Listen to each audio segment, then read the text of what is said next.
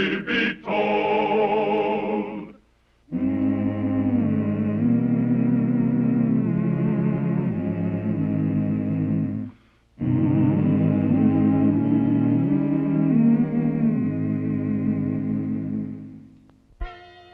Frontier communities like Dodge City had a lot of problems. One of the worst was scarcity of goods and of men. The right kind of men for the jobs that needed to be done. And sometimes the pressing needs were a problem for the law and for Wyatt Earp.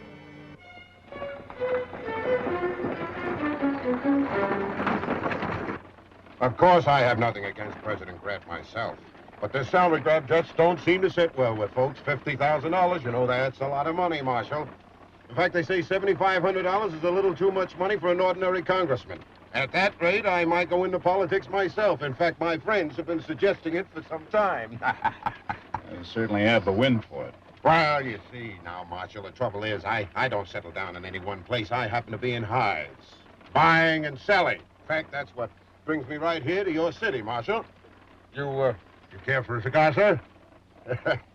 You, young man? No, thanks. You don't talk much now, do you, huh? I guess you do enough for all of us. Well, I was only trying to be sociable, Marshal. No offense. You go ahead and enjoy your cigar.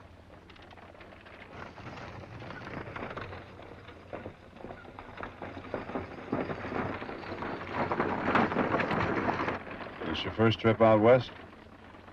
This far west, yeah. You going on to the mountains? I don't know yet. Just sightseeing. I'm not a criminal, Marshal. I didn't suggest you were. I'm not being very sociable. I'm sorry, Marshal. Just that I hate travel so much. I'll be glad when we get to Dodge. Yeah, so will I. Well, it won't be too long now.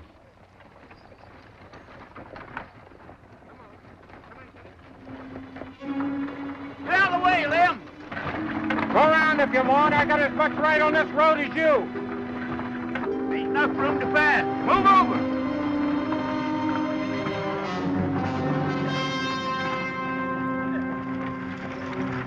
Come on, Lem. Move over. Come on down.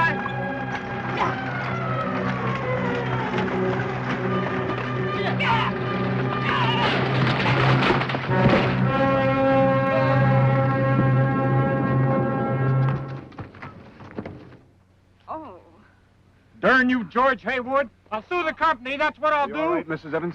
It's my head, Marshal. Clem, you hurt your arm. Hurts like fury. It's broke sure. No, I don't think so. Move your fingers. All right. Just keep still. Where's my bag? Ooh, I'm all blood. Here. No whiskey. And not that dirty handkerchief, Marshal. Yeah, put it up here. Thank you. Now, this may sting a little bit, Mrs. Evans, but it's necessary. All right. Oh. All right. Oh. Just take it easy, honey. There. What about Lem's arm? Well, just a bad bruise and a sprain. I'll just bandage it up. Give him a pill to ease the pain. You too. Sure was a good thing you was here, Doc. Why didn't you tell us you were a doctor? Why should I?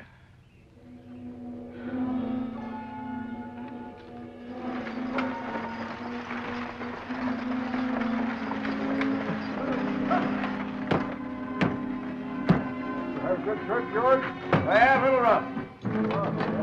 Yeah. There's a new doctor. I've got a patient. I have to figure it out. Put it outside. Yeah!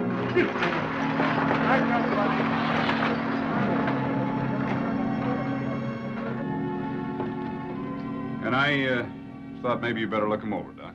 Sure thing. Won't you come with us, Doctor? No, they're your patients now, Doc McCarty. I hope you don't mind. No, I just administered first aid. Be with you in a minute.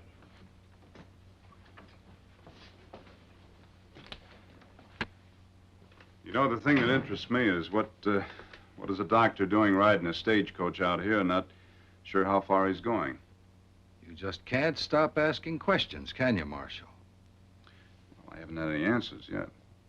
I haven't done anything wrong, Marshal. A man has a right to his privacy. I'm sorry. My interest is personal, not professional. Let's start all over again, shall we? I'd like to. Glad to know you. Now, what's so strange about my traveling west? Half the nation seems to be nowadays. People traveling west, settling new towns. They'll be needing doctors, I think. Need him badly. So then, why should a young man stay in the crowded east? Whereabouts in the east are you from? Cincinnati. That's where I first set up practice. But I decided I wanted something different.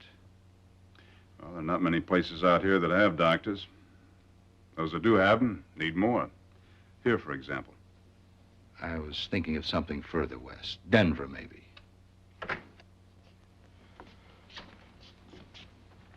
Dr. McDowell here left me with nothing to do. Wonderful job. Thank you. I offered to pay him, but he wouldn't take nothing. If you was going to stay here, I'd bring in a split of hog and some greens for you. He says he's going on west, Lem. I'm going to settle out there. Well, gee, how's a fat? What better place to settle than right here? Huh. Of course, we got Doc McCarty. I'm all for it, Lem. We need another doctor. Well, it's mighty tempting, but... By the way, what's your school? Mine's Chicago. Maryland. I'm from back there, Baltimore. Maryland, let's see. Doc Fletcher's dean there. Is he still there? Yes, last I heard. You want a place all your own. I wouldn't give you any trouble here. There are too many folks dying because I can't be in two places at once. Think it over. I will. Doc, thank you. Thank you. Goodbye, Wyatt. See you later.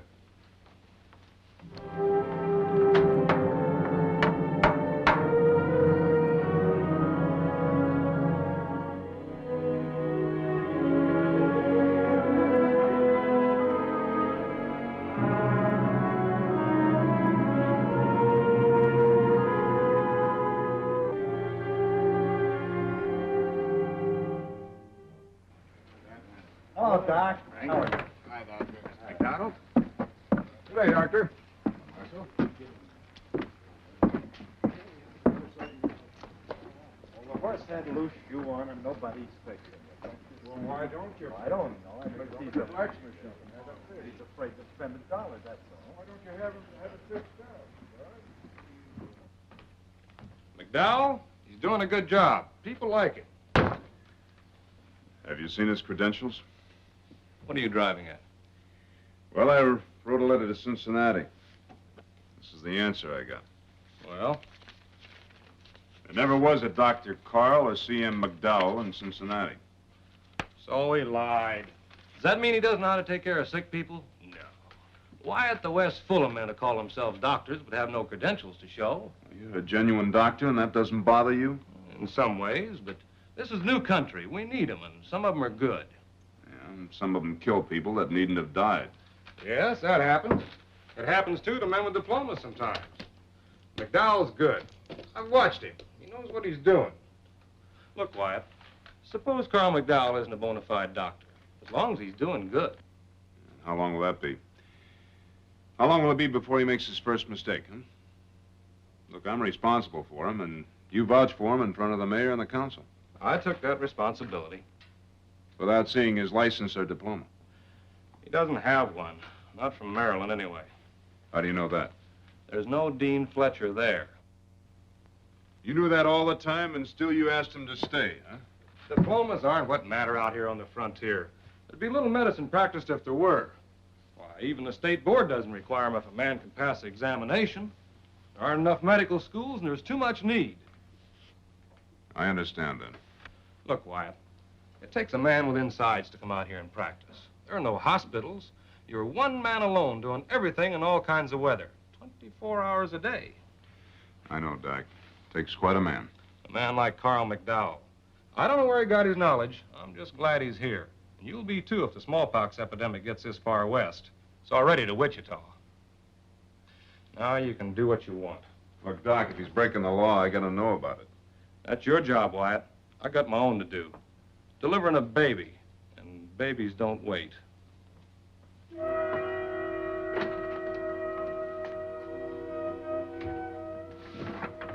Thank you, Doc. You be sure and come back tomorrow, Jim.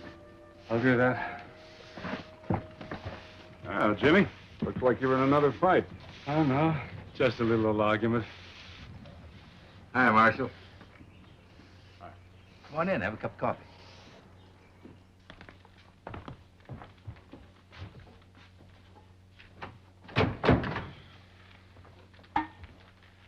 No coffee for me, thanks. I see you've been patching up Jimmy again, huh? He's one of my best customers. You seem to be doing very well here. People like you. Well, I owe you and Doc McCarty thanks. I'm happy here. Maybe you'll stay around for a while. Hang up your decoration. You mean my diploma? And your license. Well, I thought you knew, Marshal. They were destroyed in a fire in Cincinnati. Yeah, I know. By the way, what was that address in Cincinnati? Why? Because the U.S. Marshal in Cincinnati's never heard of a Dr. Carl McDowell? You had to ask questions, didn't you? It's my job. You lawmen, you're all alike. Above other people. I could kill you. Don't try it, Carl. Put it down.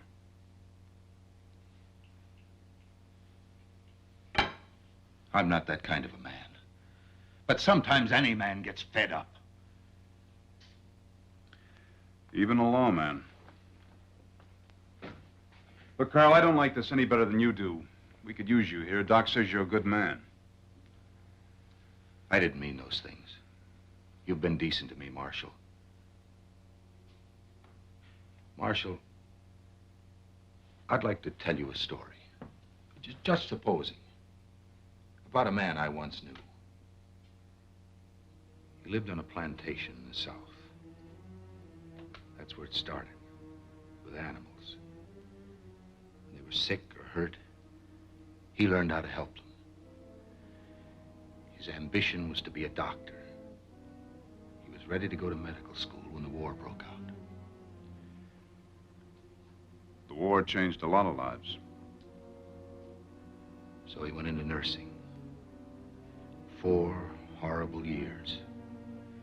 He worked with the doctors, studied medical books, learned everything he could. And then, when the war was over, You went home? there was nothing left.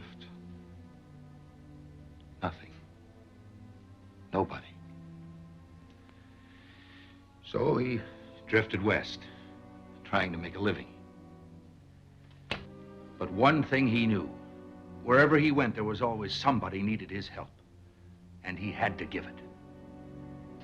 Can you understand that? Yes. He was a good doctor. But he didn't have a license. And what happened? He drifted farther west. Sooner or later, he always had to move on. Well, he could have gone to the state board, passed the examination. They're pretty tough on a man without a diploma. But he was as good as many with licenses. As good as you? As good as Doc McCarty. Well, it's a very interesting story. But just supposing still that this young man was very much like you, I'd still have to say get a license before you practice. Because if you don't, you're going against the law. And Carl, I wrote Marilyn. I should be getting an answer in a few days. You love to hound people, don't you? Did you ever stop to think about how much trouble you'd be in if somebody died because of your mistake? They call it murder.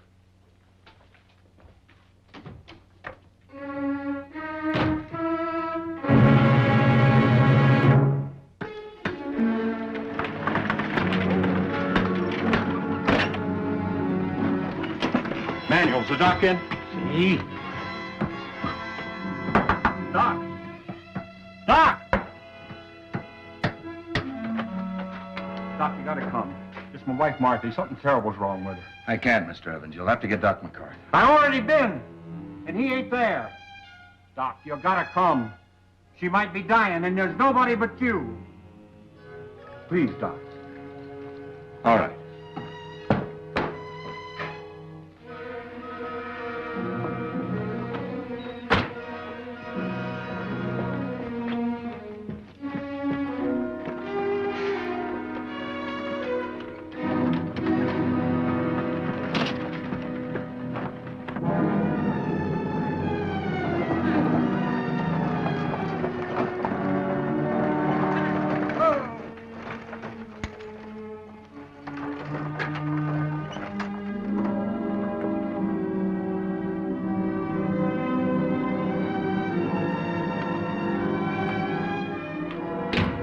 In here, Doc.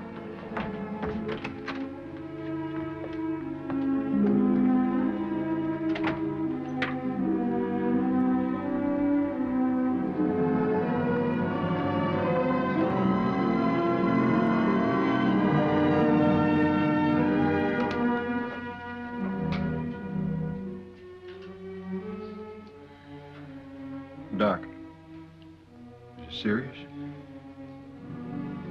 Yes, Mr. Evans. It's smallpox.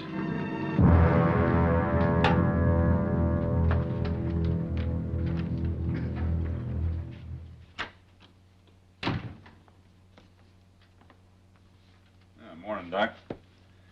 Something on your mind? Wyatt, I stopped and got this package. It came in on the Santa Fe from Wichita. Oh? What is it? Inoculation for smallpox. Well, that's good to have around, isn't it? Yeah, but wrapped up were some reports on the epidemic so far. One tells how it started in Wichita. Seems as this young doctor diagnosed a case of measles. Took him 3 or 4 days to find his mistake. By then, several other cases had showed up. Oh, you mean if he hadn't made the mistake, these other cases wouldn't have happened? That young doctor's name was Carl McDowell. McDowell? And I was feeling sorry for him. Fine doctor he is, can't tell the difference between smallpox and measles. Ooh, that's an easy mistake to make. In an adult especially. Why, any doctor might under certain circumstances. But the report admits he saved the patient's life. Yeah, but think of him treating people around here, maybe making mistakes. That's not what's worrying me. What is? He was exposed to smallpox. He might be carrying it. And he oughtn't be treating people unless he's taken full precautions. Let's go find him.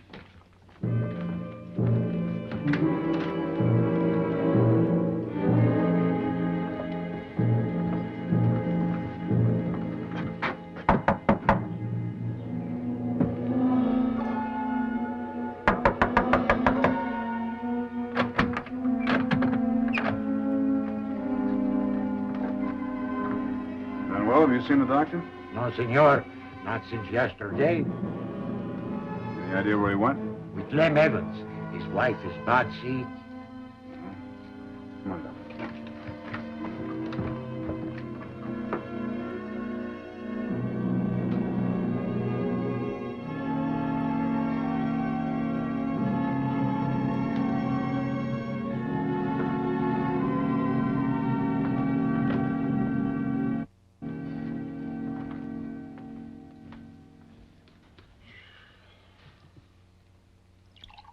Will she be all right? I don't know yet, Mr. Evans. I'm doing everything I can. I know, Doc. It's just that if I lose her, I'll get you some coffee. Lamb. I'm here, Marcy. Water. Just a little. And keep her covered.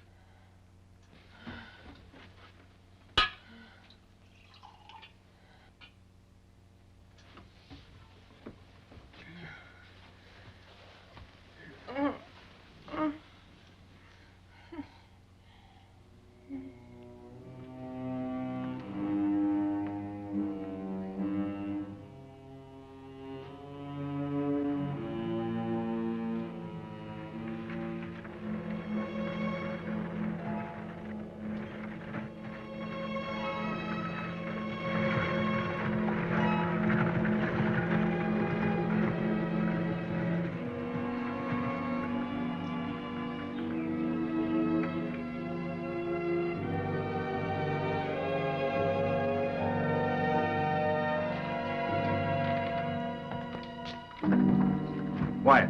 Doc, don't come in. The place is contaminated. No use you being exposed to it. That's what I was afraid of. Smallpox? Yeah. You know what this means? You brought it from Wichita. You know about that?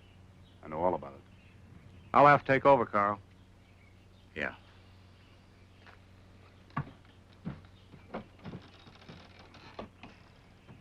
I'm sorry. Are you, Marshal? I suppose this means I'm under arrest. You want to wait outside?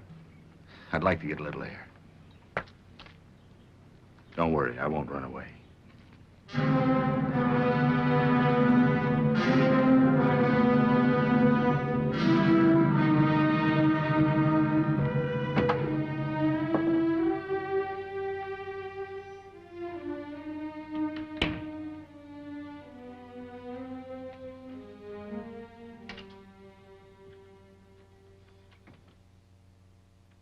What's up? What's Doc McCarty doing here? And where's the young doc gone? You're going to find out sooner or later, Lem. He's not really a doctor. You mean he's one of them quacks? Don't know nothing? He's a good man. We think he's competent. You think? Why, if I'd have known that, he might have done something to kill her. She's dying in there now. It's maybe his fault she's lying there near Just dead. Take it easy, Lem. Can you deny it? Look, he only tried to help her. Besides, your wife is going to be fine now that Doc McCarty's here. Now, just take it easy, Lem. Calm down.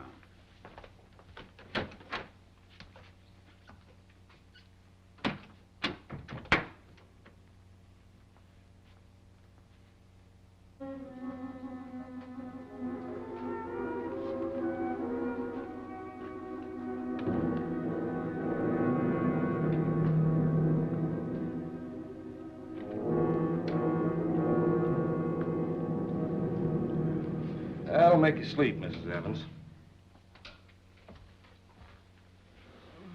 How is she? Oh, she'll live. Not many folks die of the measles. What? Measles. Same mistake, other way around. And after Wichita, I'd lean over backwards, too.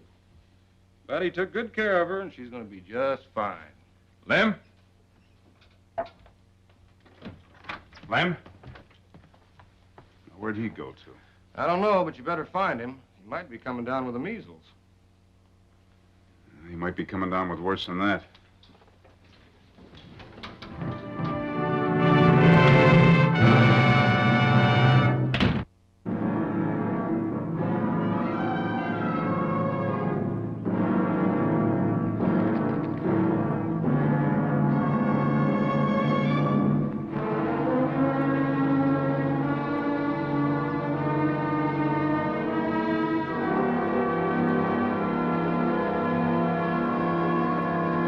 Stop!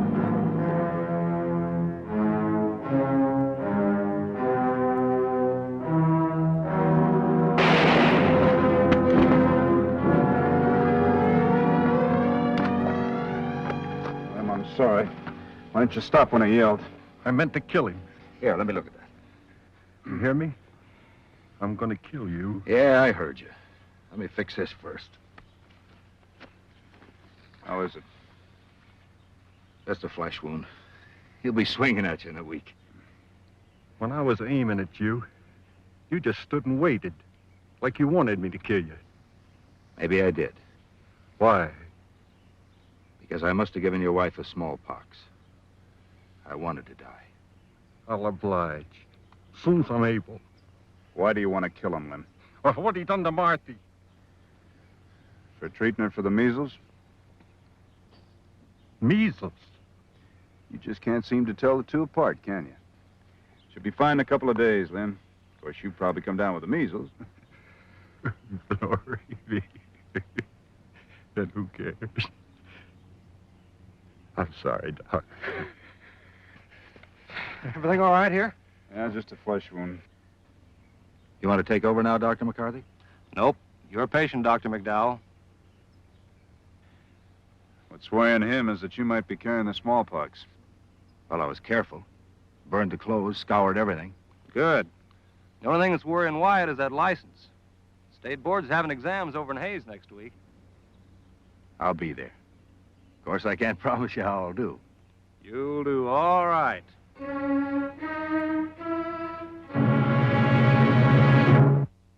Well, he cleaned up the country, the old Wild West country. He made law and order prevail.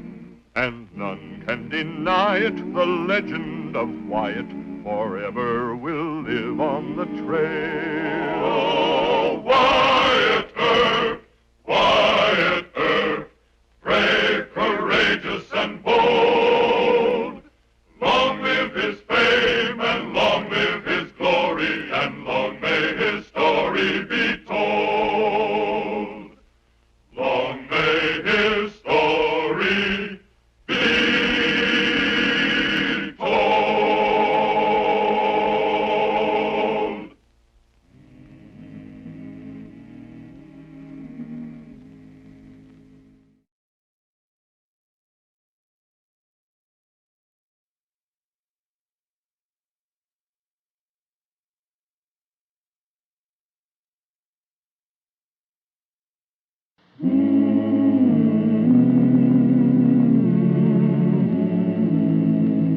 Wyatt Earp, Wyatt Earp, brave, courageous, and bold. Long live his fame, and long live his glory, and long may his story be told.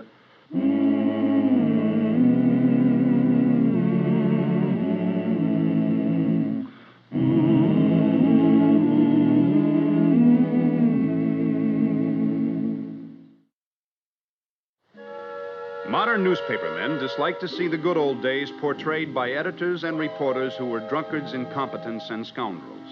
The men who work on today's newspapers have such strict standards that they cannot understand conditions which existed in towns like Dodge City on the frontier of 1878.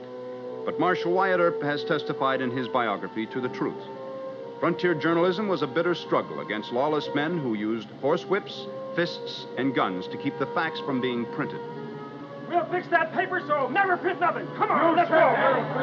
Come on, boys.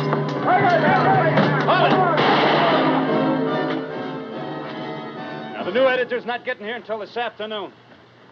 When he does get here, he's going to get the same protection from the police that Mr. Lathrop got. Now, break it up.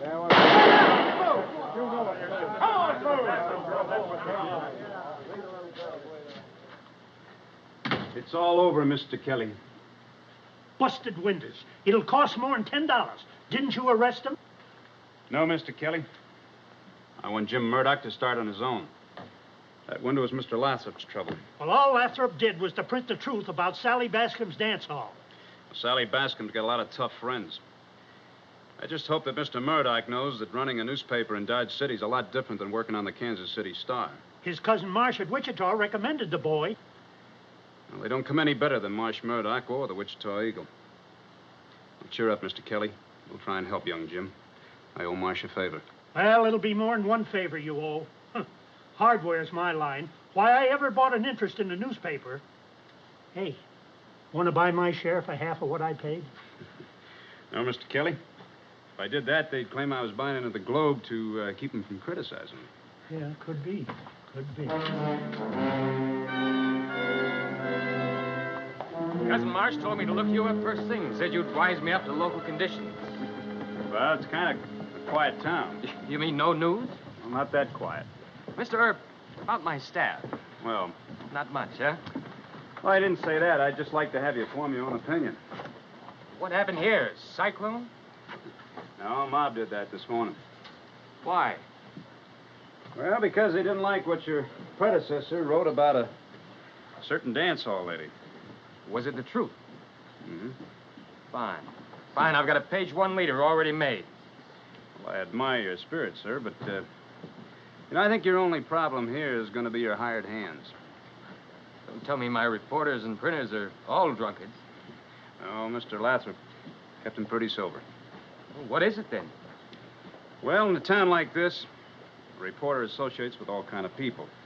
I think your big job is going to be to try and candle out a few bad eggs. My staff is going to be honest.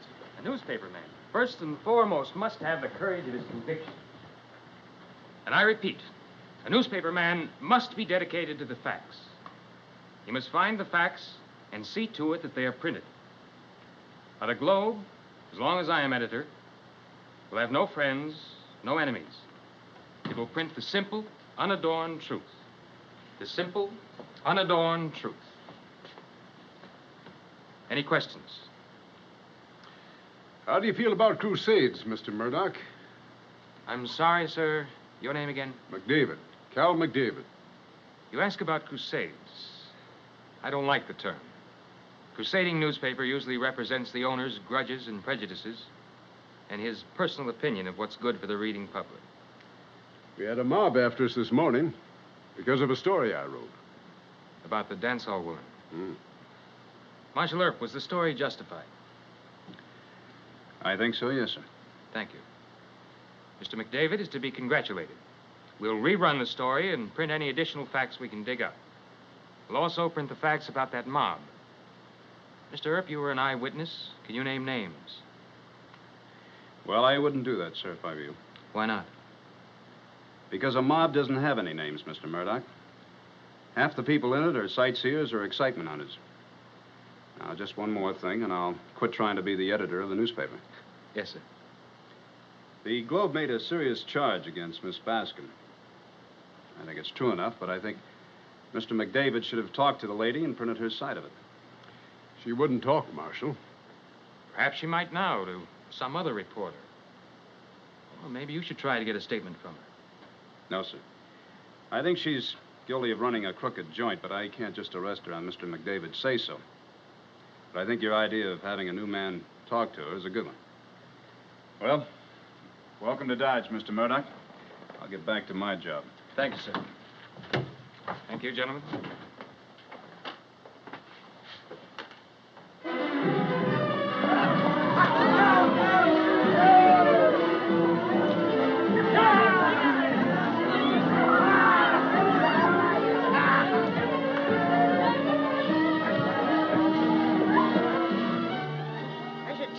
Editor off. I should really blow the whistle. It's no good, Miss Sally. Why not? It's squealing. Well, I was squealed on, wasn't I? Not enough to cause any trouble. Earp ain't been around to close us.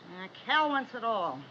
He'll keep on the Globe till Earp does close me. Then he can buy my share of peanuts. It won't happen, Miss Sally. We'll take care of McDavid. Like you did this morning, a couple of busted windows? Give us time. Getting rid of a newspaper man takes some figuring. Yeah, well, I ain't going to wait very long.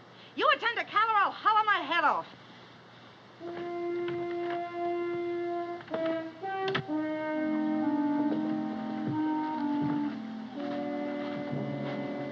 Doing below the line? No, it's all quiet. Murdoch's reporter couldn't even get in to see Miss Baskin. I'm going to grab some sleep until about 11 o'clock, and we'll ring her place out. How many of us? All the day, men. I'll see you 10 minutes after 11. We'll be there.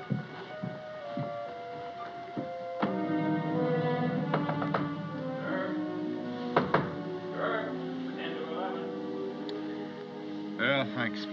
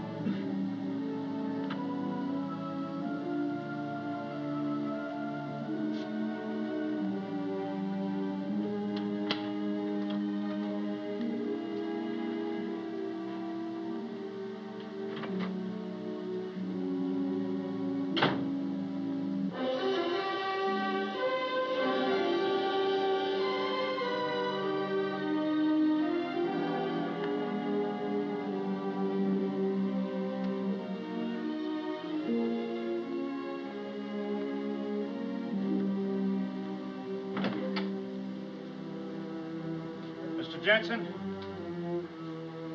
Mr. Jensen, I need some soap. Well, never mind. I think I have some in my room.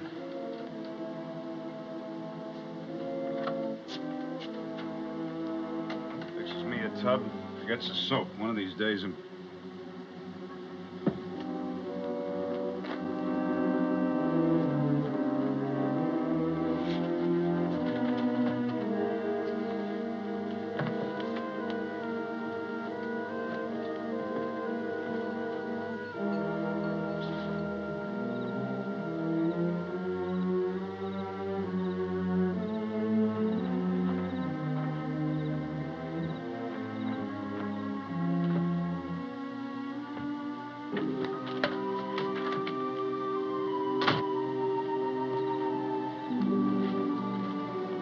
we ought to circle the joint shotgun? Wyatt said 10 after. Still got 3 minutes. Are you loco? That's Marshal Earp's gun. Where did you... Shut up and get me the money. I paid you your share for the week. If you think you can bust in here...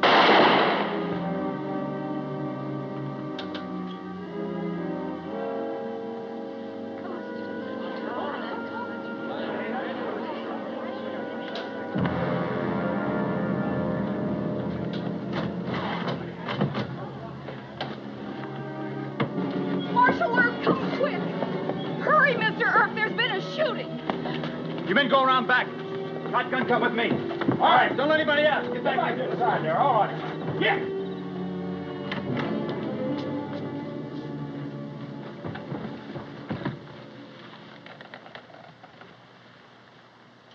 She's dead. Give me that. Killer stole it from you, didn't he? Yeah, a few minutes ago. Wyatt, they can claim you killed her. That's exactly what I want him to do. Miss Sally! Oh, Miss Sally! Miss Sally! Now, you stay here until Doc McCarty comes. Don't let anybody leave.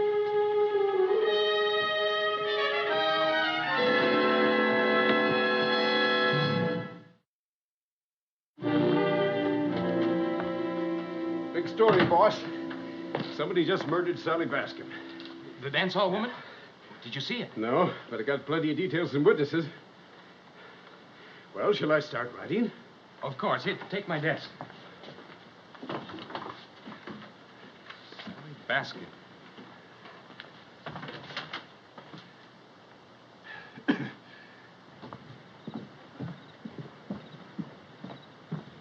Wyatt! Wyatt, I hear there was a shooting at Sally Bascom. Yeah, she was killed with my gun, the bunt line. With your gun? Why, that's ridiculous. Come on, I want to talk to Jim Murdoch.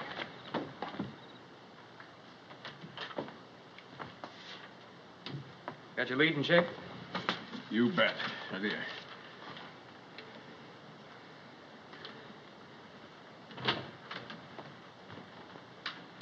Oh, Marshal Earp. McDavid must have been drinking. I wouldn't insult you by... I haven't had a drop, Mr. Murdoch. We're not insulting the marshal. Well, you say the marshal's gun was found near the woman's body. You call Sally Bascom his silent partner. Just facts, Mr. Murdoch. Your reporter has a story to write, Mr. Murdoch. We'll talk this over in my office. I'll get my hat.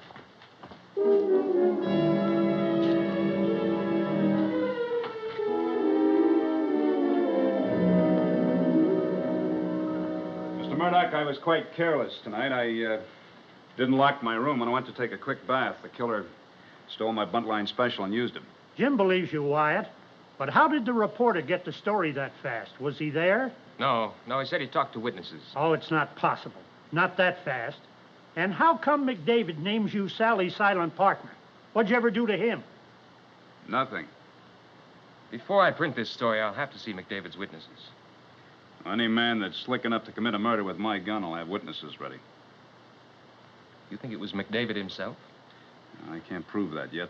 Oh, push on that talk, Wyatt. You don't have to prove anything. Just fire the reporter and tear up his story. No. Now, you question the witnesses, take down their statements, and print the story. All I ask is that you print my denial along with it.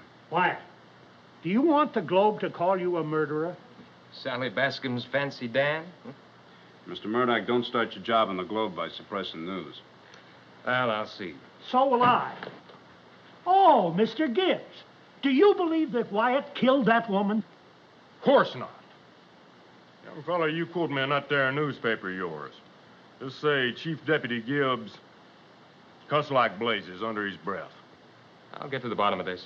We'll get to the bottom of it.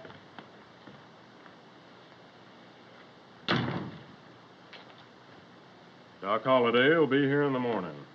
Oh, no. Done sent him a wire in Kansas City. Well, you shouldn't have done that. I want to handle this my way. Yeah? What way is that? Cal McDavid's trying to frame me. He used the Globe to help him along. Sure. Them newspapers will lynch plenty of innocent men. McDavid will overplay his hand, Mr. Gibbs. The truth will come out sooner or later. Well, me and Doc ain't waiting on that. Now, you stay out of this, both of you. I'm warning you. And that's an order. Not no more, Wyatt. I ain't your chief deputy. Me and Doc are just plain citizens. Now, look, Doc, I'm telling you, he'll land you both in jail. In that case, we'll have some right good company. Because you're going to be sitting in the next cell, charged with murder. And I seen Earp and Miss Sally just before the shot was fired. And I saw Marshal Earp running down the alley. Everybody knows Earp was in business with Miss Sally. Well, now, that's just hearsay, Mr. Caldwell. Don't you have any more personal knowledge of... Saw him and her divide the money several times. Enough of this lying. Get him out of here, Jim. You think you'll get that printed? I own part of this newspaper. McDavid, you're a gambling, cheating, no-good liar. Easy now. Both of them. Finish the story in my office. Yes, sir. Go on, folks. All right, come on. Get out of here. Go on, all of you. Get out of here. I'm warning you, Jim, this is a frame-up. Now, hold your temper, please. I'm not going to run McDavid's story. Not yet. What do you mean, not yet? Mr. Kelly, I'm a newspaperman. Sally Bascom was murdered. By McDavid. You heard what Wyatt said. But Mr. Earp admits he has no proof. On the other hand, McDavid has plenty of witnesses to support his story. Liars, hoodlums. Yes, I think they are. That's why I'm going to hold the story. But Earp should give me more than a denial. If he has evidence implicating McDavid, let him produce it. Meaning what?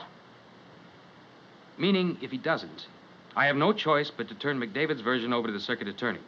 Then, if his witnesses repeat their stories under oath, I have no choice. It's news. I'll have to print it then. Indeed now. I hired you and I can fire you.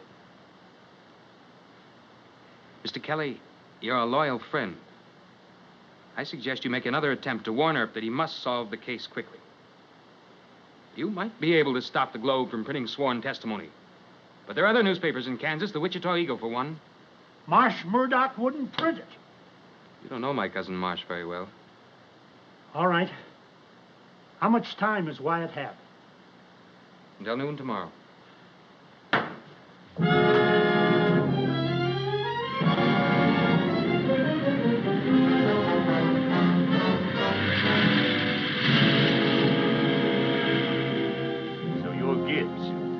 Yep, that's me. I circle the Dodge house the back way. Back way? Why? It's Wyatt. He wants to handle this all by himself.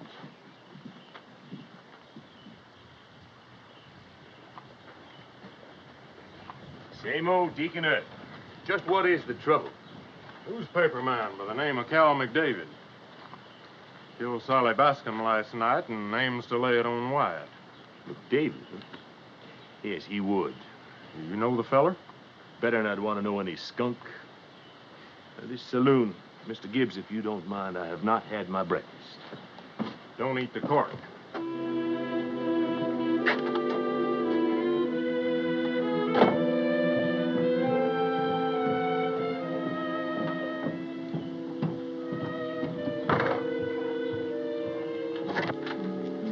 Good morning. Oh, Mr. Earp. Anything new? No, sir. I was questioning people most of the night. It's McDavid's story. He didn't finish it, though. Said he'd be in by 9. I'm playing a hunch, Mr. Murdoch. Now, some of the witnesses, like the bartender, have uncomplicated lies to tell. But McDavid will dress up the story with details that only the real killer would know. Yeah, I see your point. Well, you're laying it on too thick, Cal. Do you expect us to swear to all that? Shut up. I own this joint now. You guys will do what I tell you. Of course, you can rat on me, but you're in just as deep. Bartender? Yeah? Tell him how Sally paid you to have me killed. Well, I thought maybe that she... Yeah. Good. And now tell them how you and everybody concerned is going to make a lot more by stringing along with me. It's true. The folks below the line raised $10,000 to get Earp. And remember this. If we don't get him, you'll get all of us. Yeah?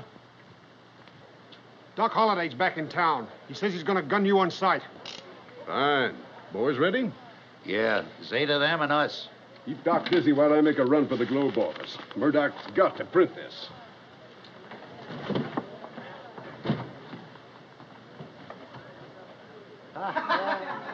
Leave me alone, Doc!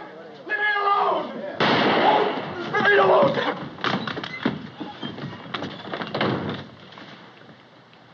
I'm not a ghost. Not yet.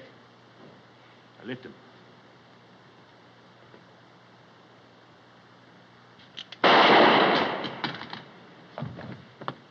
I said lift him. Higher. Mr. Gibbs, you watch the alley.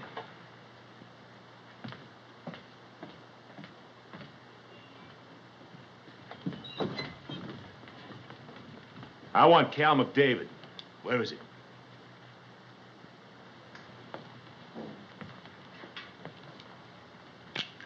You talk or I'll cut you down. In the parlor. That way.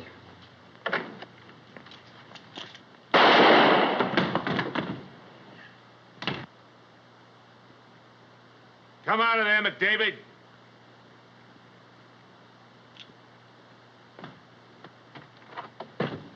Drop it. Where is McDavid? He went out the window, heading for the newspaper office.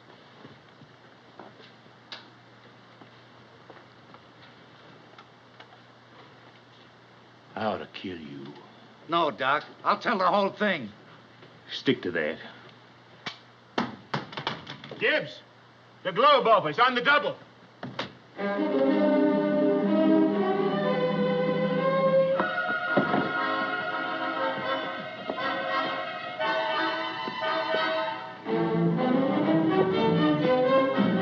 Quiet!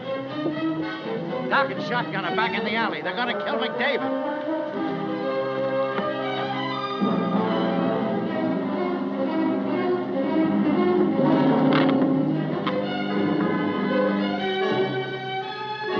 That feller. Now, Mr. Gibbs. He belongs to me.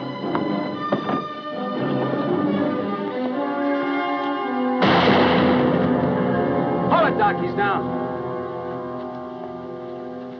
Why, that's Crooked Walker. He was mine. Yeah.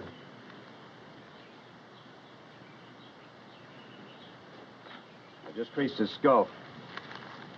I want him to hang legally. This may do it. It's already been done. The bartender will talk. On the threat of being shot, no good. Shotgun, I want you to take him over to Doc McCarty. Ask him to patch up his skull and then bring him over to the Globe office. Now, come on, get on your feet. Now, the case may be right here. I had him in a corner with a gun in his hand. A chance like that comes once in a lifetime. Reporters can blackguard you in the papers, Wyatt, but they rarely carry a gun. Come on, Doc. I want you to meet Editor Murdoch.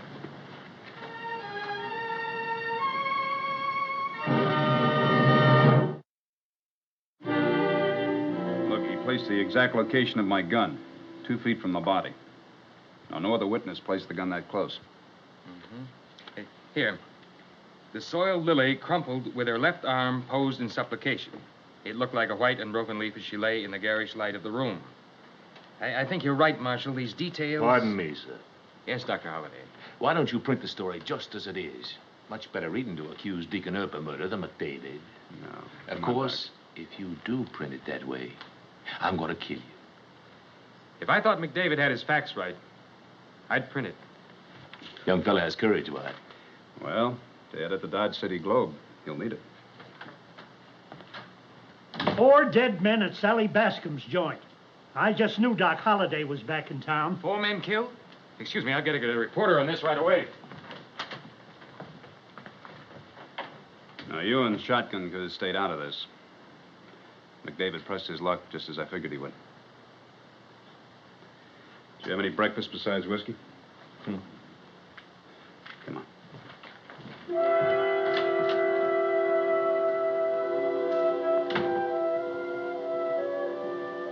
And even if young Murdoch had printed the facts wrong, I could have handled the case. And who cares what the newspapers print about me 10 years from now anyway? You will, if every paper repeats the same lie. Quit trying to justify yourself, Doc. Oh, Wyatt, you underestimate the power of the press. They could give you a good character or a bad character. You forgetting what Truth said to the politician who was worried about the newspapers crying them down? Truth? No, I can't say that I recall. Well, Truth said, I'll meet you in the graveyard back of the poorhouse 100 years from now.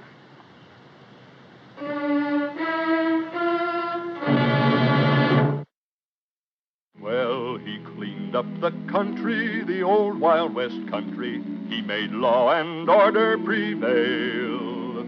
And none can deny it, the legend of Wyatt forever will live on the trail. Oh, Wyatt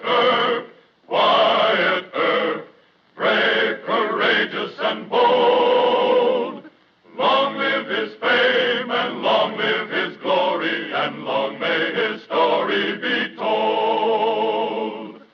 Long may his story be told.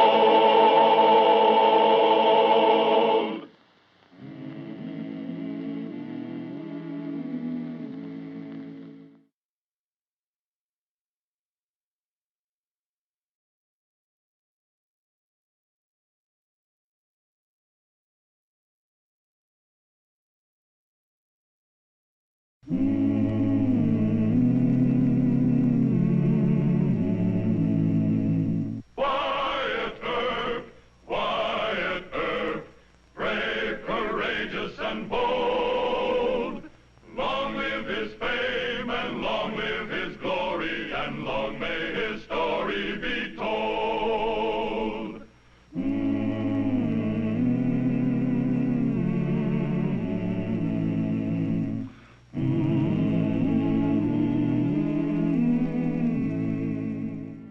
Wyatt Earp's little brother Morgan was a charming, devil-may-care young buckaroo. When he came under the influence of Dr. John H. Holliday, Wyatt had a problem. Although Wyatt and Doc were friends, Marshal Earp knew Doc for what he was, an embittered adventurer with a strange code. If a youngster like Morgan Earp started hero-worshipping Doc Holliday, he was mighty apt to pay for it with his life. Get your hands up, all of you. You, get that box down from the booth. Don't try it. I don't like shooting by accident.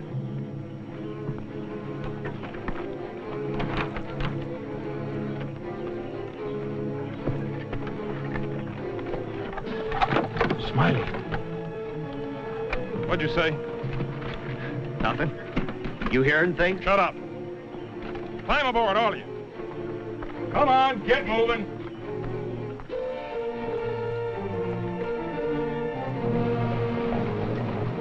Hey, whoa! Let me out of here, will you?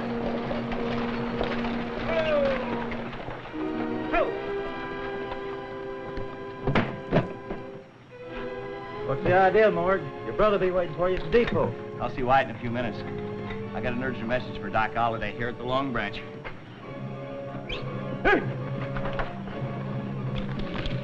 The tray is out. Burn the queen and pay the jack. Hi, Doc. Well, just a moment, Morg. There you are, sir. Frankie, now you take over the table. Right. Well, Morg. How's the deacon? He's just fine. Haven't you seen Wyatt? I had to see you first. Back room? Here.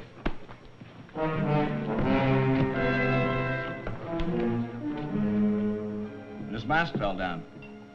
Who should I see but Smiley Dunlap? Smiley? Well, now, that really surprises me. Cross my heart. The poor clown got himself suckered into a Wells Fargo holdup. Well, he must have been forced into it. Point is, Big Brother Wyatt takes a Wells Fargo robbery awfully serious. He's a Johnny Law by profession, Morg. He's bound to ask me about the holdup. Well, now, you just forget you saw Smiley, huh? Well? Look, Morg, I like Dunlap, and so do you. He's funnier than Josh Billings and Mark Twain and all the others. Did you ever hear him tell a story about how he cured a giraffe of his sore throat? Now, this is a very funny man, and he's well worth saving. All right, I won't tell Wyatt. But what do we do about Smiley? Well, it's simple. We go find him. Might be a long ride, Doc. True. Well, hello, Morgan. Well, big brother. Howdy. Good to see you. Of course, I'm kind of sorry to see you in such bad company. Huh? Morgan, he knows that I am a scoundrel. Your little brother bought the bottle, Wyatt, but he has not touched one solitary drop. Well, he's of age, Doctor. I'm working on that Wells Fargo heist. Yeah, I was on my way to you until I remembered I owed Doc $10. Huh. Morg, I will see you later. Hmm? Yeah. Come on, Wyatt. I'm going to give you the best description of a robbery you've ever heard. I was fixing to be a hero. Shoot it out. So the boss of the gang reminded me there was ladies present. Well, I'm glad you acted sensible. Thanks. You, recognize any of the gang? Now, like I said before, they all wore masks. Well, it's just routine, Morgan, but... Well, sometimes you may recognize a voice, you know? No, not this time, Wyatt. Well, I'm sure glad you didn't draw a gun. Mom and Dad would have blamed me. For what happened 30 miles down the road? Come on, Wyatt. Oh, they still think of you as my little brother. Ah, little brother. Now, don't go blaming me. Told you last time I wouldn't treat you big brothers. Go on in there. Go on. Here they are, Doc. Millen and Griggs. They should know who pulled that job. Well, thank you, Frankie. You can lock the door. Behind you. Well, now, who wants to talk? It wasn't our crowd. We've been camped outside of town the last 2 weeks. Where is Smiley Dunlap? Smiley? He ain't rode with us for months, Doc. Last we heard, he fell in love with some rancher's daughter. That is a lie. Smiley has a better sense of humor than to fall in love. Now, I want honest information. I'll give you exactly 2 hours to get it. We'll try, Doc. We'll sure do our darndest. You'd better. Frankie! Yes? You can let him out. Let's go, boys. The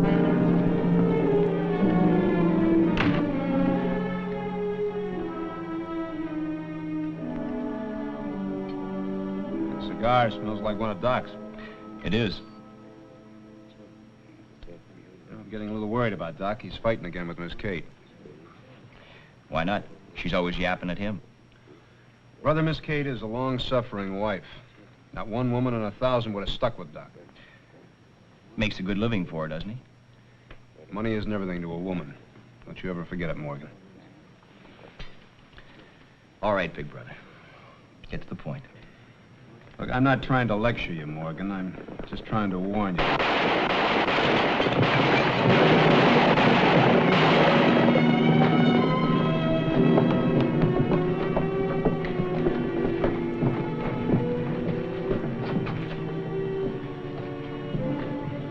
You know these men? Doug Millens and Steve Griggs. You might ask Doc Holliday about him. He was just talking to Doc in the Long Branch. Thanks. That's dirty murderer. Anybody here see who did this? 5 or 6 men on horses, Doc. They rode on out of town. Well, Marshal, why aren't you on horseback galloping after them? You got any idea why they were killed? That is your business. Morgan, I want to talk to you. My suite at the Dodge House. Wait a minute. What's my brother got to do with this? Not one thing. I merely want to talk to him. Have you any objections? Yeah, I don't want to messing around in your affairs. Any law against me talking to Doc? Stop playing big brother. Morgan is almost as good a man as you are, and right now I believe I prefer his company. Morg? Brother, if you got yourself into something, you can get yourself out of it.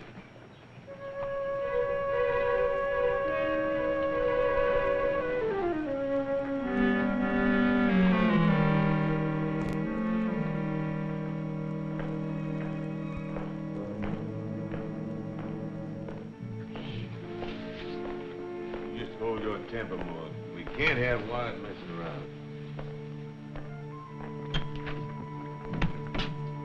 Well, door is unlocked. Wait till I make sure Katie isn't here. You know, she is Wyatt's stool pigeon. Katie? Morgan, somehow we have to keep him out of this. What's it all about? Griggs and women were going to get me some information on the Wells Fargo job. Smiley must be in real trouble. Yes, he is. Do you want to help? Of course, Doc. All right. First thing, we gotta sneak out of town. We can hire some horses from old man Diedrich. At least he knows how to keep his mouth shut. Shouldn't we tell Wyatt? Son, where we're going, the very name of Wyatt Earp would start a gunfight. Besides, Wyatt doesn't owe Smiley anything. So why should he risk his name? You're right. Let's go.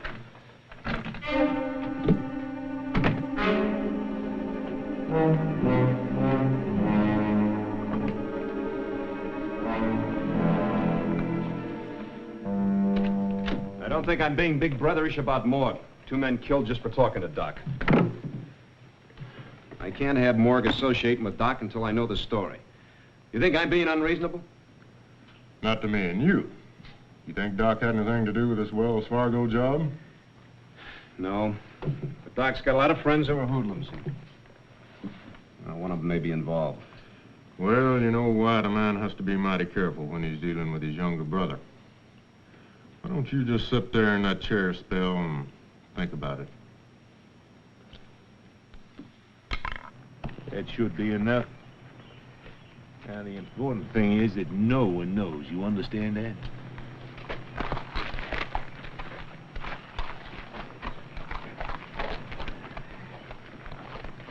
Morgan?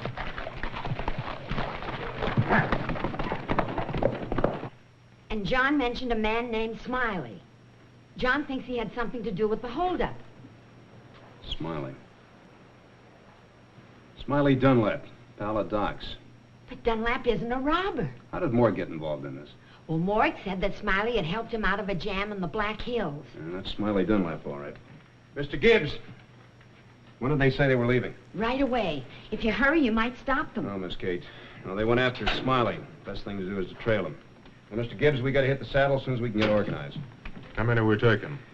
Well, let's see. Mr. Christie and a special agent are over the Wells Fargo office. Go ask them to join us, would you? Where'll we be heading? Well, I think Doc and Morg have already left. We'll trail them. Right. Oh, you will be careful, Wyatt. And don't let Morg get hurt. And Miss Kate, I aim to look after Doc, too. You know, I got a hunch that Doc is trying to save Smiley Dunlap. Now, Smiley isn't worth one single bullet, but still it is a Christian effort on the part of Doc. Christian? John? Miss Kate, the good Lord's been awful patient with Doc.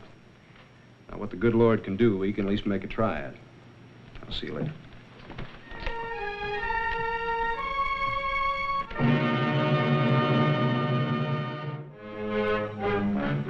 You like it?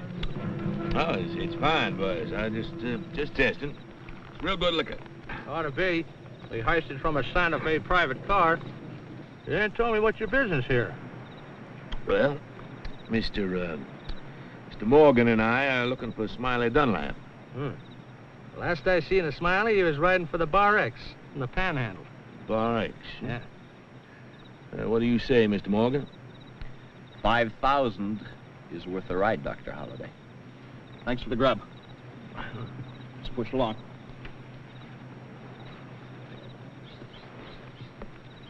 Now, how could Smiley do you out of 5,000?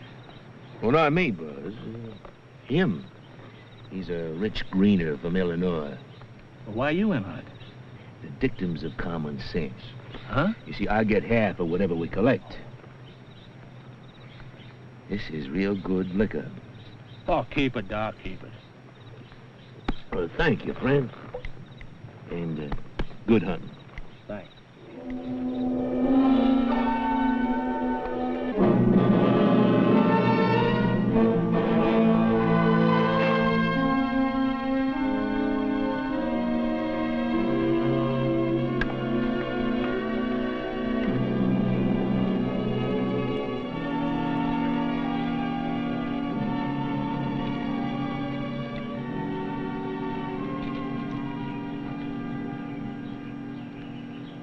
Yeah, they were here, all right.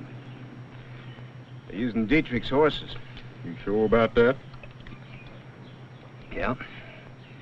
Old man Dietrich buys Missouri shoes in Kansas City. Yeah, you see these toe cleats? It's muddy and rough going in Missouri. Well, they're mud cleats, all right, but that don't prove there's old man Dietrich's horses.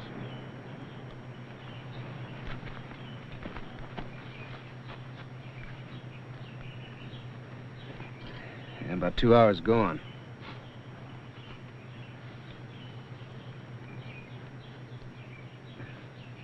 Here's a shotgun.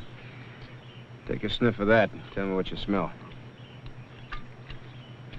Faint smell of bourbon whiskey. Yeah. Doc always tries out the first mouthful of whiskey. He's been Mickey Finn a few times. That's Doc, all right. But Wyatt, they have at least a 2-hour headway on us. Why don't we make for the nearest Santa Fe depot and wire the company for new information? Mr. Christie, you don't know, Doc. It's better on the trail than a bloodhound. He is a bloodhound. How about we cut out all this here jabbering and get after him? Let's move, huh?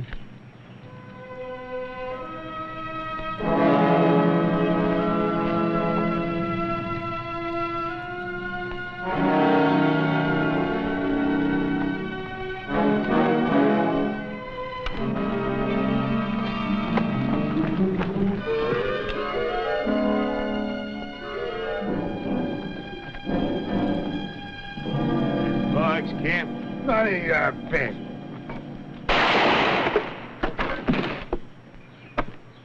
Why, you...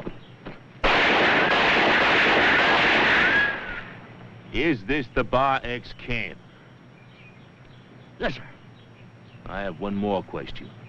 Where is Smiley Dunlap? Dead, I hope. You what? No, Doc, don't shoot. I'm saving your life. Now talk. Yes, sir, but make him put up his gun.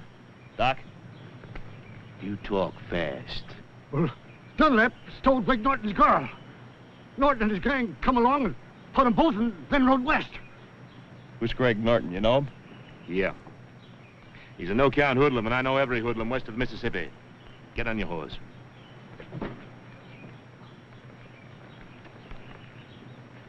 Old man, you better learn to keep a civil tongue in your head. Yes, sir.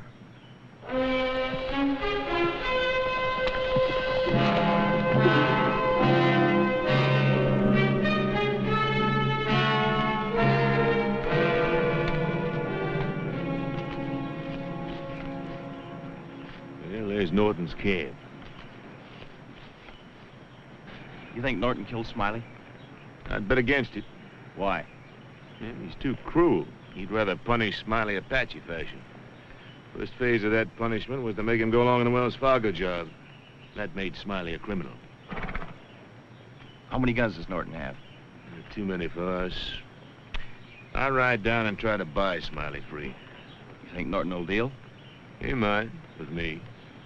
What if he gets sore? Well, I can usually kill 4 men while they're drawing on me. You lay back here and pick some more for the rifle. And we'll both run. You won't run, Doc. Neither will I. Well, now, don't be dramatic, son. $500 is generally a lot more persuasive than guns. Hey, Wyatt, hold up a minute, will you? Wash some of this dirt down. I don't see how that Doc Holliday can travel so far and so fast and be as sick as he is. Whiskey. He's killing himself with it, Mr. Gibbs. Come on, we're catching up to him. Let's get going. Man can't even get a drink. Well, if it ain't Doc Holliday. I didn't come here to sweet talk with you, Norton. You holding Smiley Dunlap? I might be. What do you got against Smiley? That's personal. All right. How much you would take to let him go? Cash money? Oh, I'd say about $1 million. I'll pay $500. You're wasting your breath, Doc. Not nearly as fast as you're wasting yours. Now, how'd you like to run plumb out of breath, real permanent like? Try to act nice, Doc. We ain't armed. As soon as we seen you coming, I told the boys to take off their gun belts. No way to welcome an old pal being armed. That's real courteous. You better get your guns. Oh, no. We could cut you down, but I'd be the first to get it. That's right. Grab him.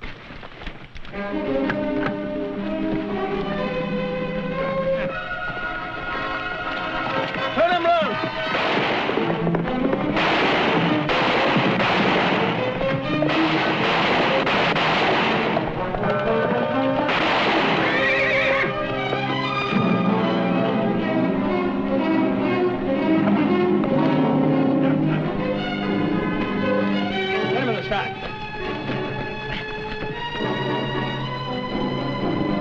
Let's go.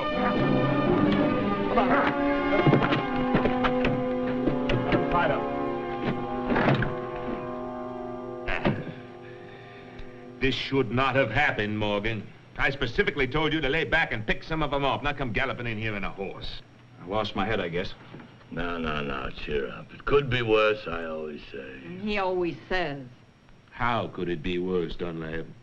Oh, we could have been the victims of injustice, Doc. Marge and me, we did try to double-cross Norton. But you come barging in here, shooting up the place, and that young fella killed one man and wounded another. That make you feel better? No.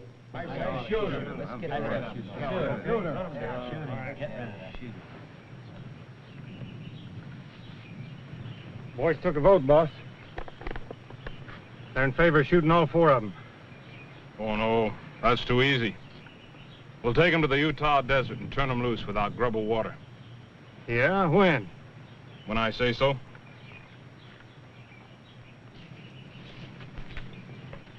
Keep low. That shack down yonder. They got a guard on it. I reckon, Morgan, Doc, and that shack was Smiley. Well, we can't rush them. They just got too many guns. I'll ride to Hayes and bring a posse. No. Wait until after dark, and then we go in. You'd try that knowing your brother's in there? Morgan and Doc got themselves into this. Mr. Gibbs, man does what he's taken an oath to do. Now listen. Jim, Eddie, Ryan, Sloper. Each one of you take a lead rope. The rest of you ride rear guard. If we run into any trouble, shoot the prisoners first. They're getting ready to move out over there, White. They got our people on a string? No, they got one guard leading each horse. Good. All right, we'll drop the guards. The horses will stampede, take our people out of it. After it's all over, you, Mr. Christie, and Mr. Sandridge, you gather up the prisoners. I don't want Morgan to know I had anything to do with this. Right. Let's move. It's getting dark.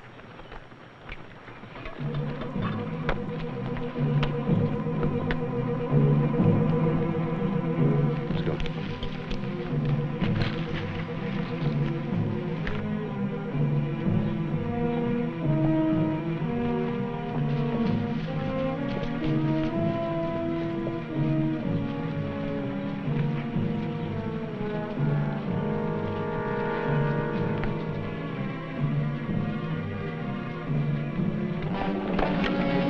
Time off.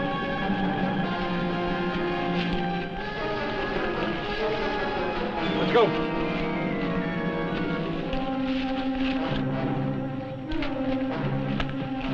Two of you stake out here. Sandridge, get back in there. All right, here they come.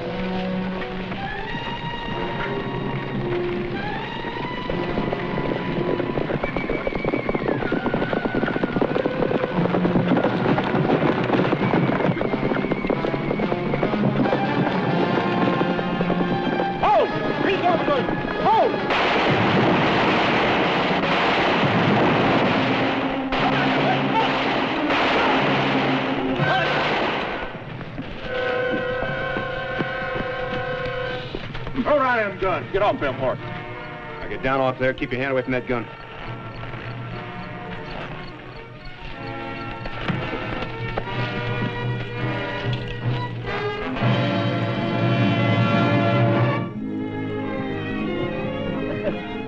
There you go, Sam.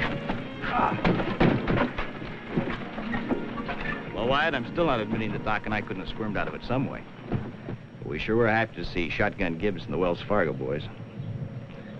How come you didn't come with them? Well, I figured that you and Doc could take care of yourselves. You're a big boy now, Morgan. Thanks, Wyatt. I'll write the folks. Yeah, you do that. Tell them I send my love, will you? Okay, Sam.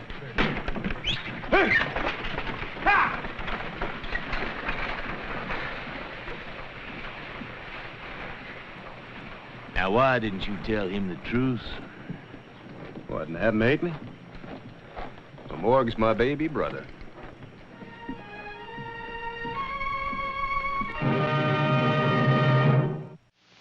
Well, he cleaned up the country, the old Wild West country. He made law and order prevail. And none can deny it, the legend of Wyatt forever will live on the trail. Oh, Wyatt Earp, brave, courageous, and bold. Long live his fame, and long live his glory, and long may his story be told. Long may his story be told.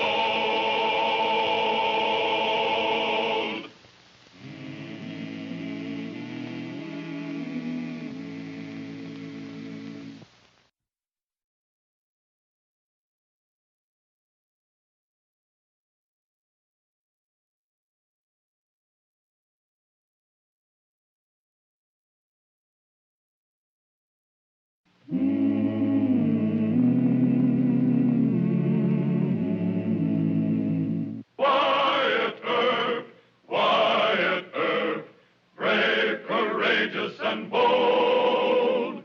Long live his fame, and long live his glory, and long may his story be told.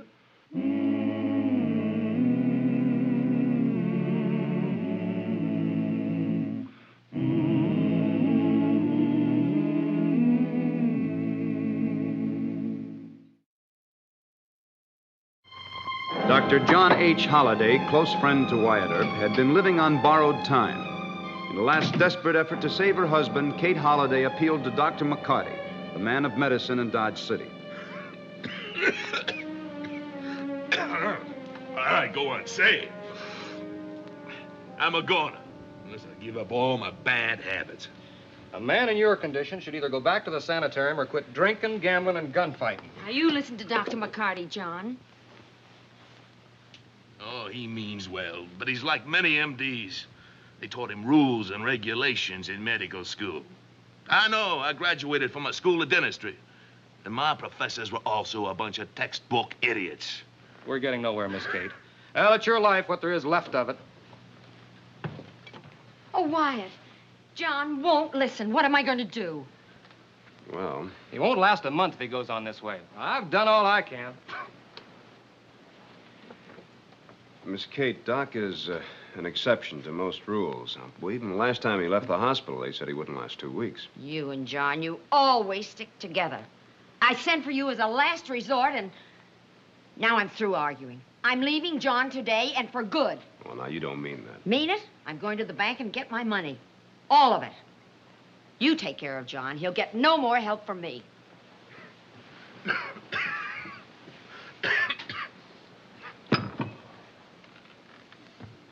You think she'll leave you broke? The money's in her name. Well, the money's not too important. But you do need Miss Kate. Nonsense, Wyatt. I do not need anyone. Don't try to fool me. You're scared. Yeah. Never to see Katie again. Wyatt, you reckon I could live without her? No. McCarty sold her this whole claptrap.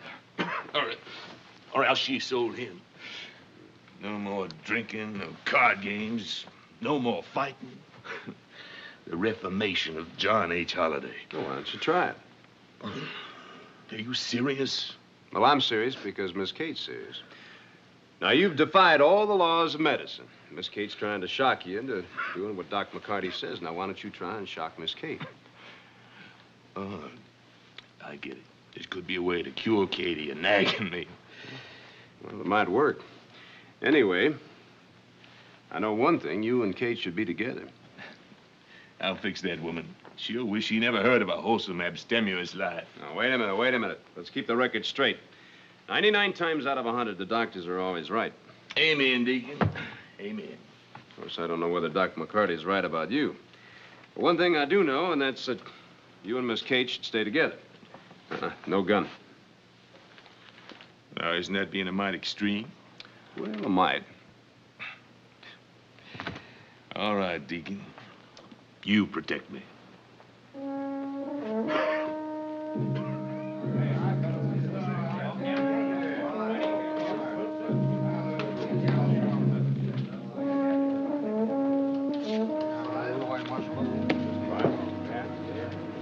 10 more minutes, I'm closing the game. What? This time of day? There'll be no more gambling for me. Luke Short wants to bank the table, he can move in. Come on, Doc. Buy you a drink. I'm big winner, see? Thank you, friend. I'm no longer allowed to touch the stuff. Come on, son. I'll buy you a drink. And then there's 4 acres here on the south side that we just won't say anything about. Not in here, Leving. What do you mean? I mean I still own half this saloon. You swindle your greenhorn friend outside. But I'm buying a ranch from Mr. Leving. Who are you, sir? Never mind, Mr. Stebbins. I'll get my guns, Doc. I think I've taken all a man should stand for. Now, you just do that. You get your guns and... No, forget it. I am unarmed, Mr. Leving. I intend to stay that way. I'll still see you outside. The name is Holliday, son, Dr. John H. Holliday. Now, may I take a look at this ranch survey? You see, Mr. Leving is a cheat and a swindler. You and Mr. Leving have a little quarrel, Doc? Yes, I know this country. The water's bad. The range was sheeped out 2 years ago. Marshal Earp, would you kindly tell this young gentleman of Dan Leving's general reputation? Not good. He's buckling on his guns. Let me handle this. Wyatt, I fight my... Very well, sir. Young man, why don't you sit down and tell me more of your plans to purchase a ranch? But Mr. Leving challenged you to a gunfight. Is he superior to you in skill? Doc could kill him 3 times before Leving drew.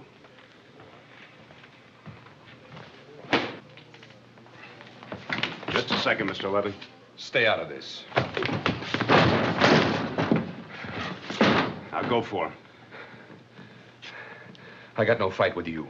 And check your guns or get out of town. You're lucky Doc isn't wearing a gun. You'd be dead. He ain't proved that. Besides, I hear you do all his shooting for him. Told you to get out of town fast.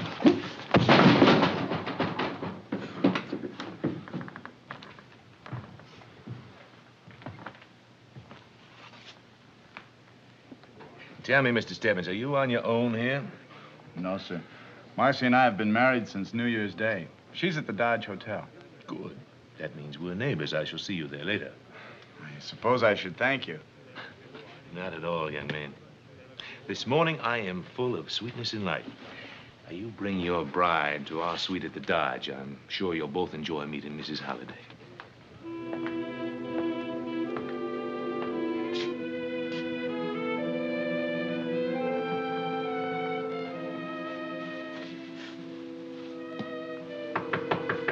Who is it?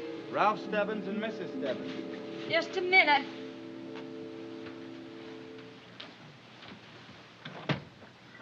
How do you do?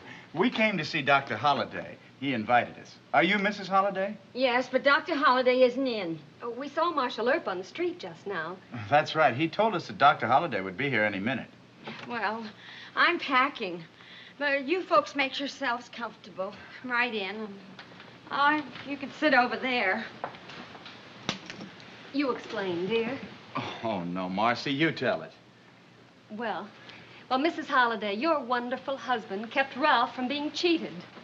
At Faro. Faro? That's a card game, dear.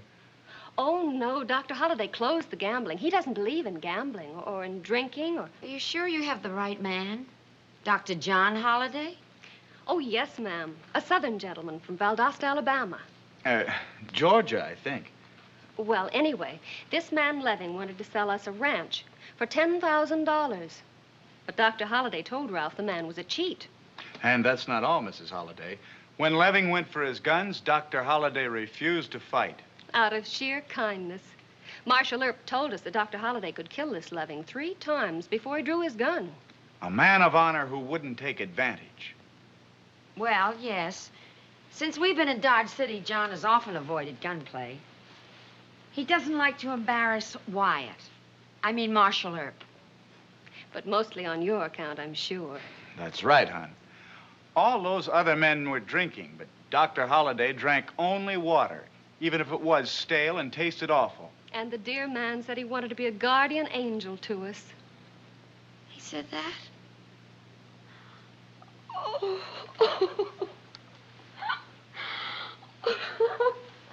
The miracle must have happened. Katie. John. Katie, dear.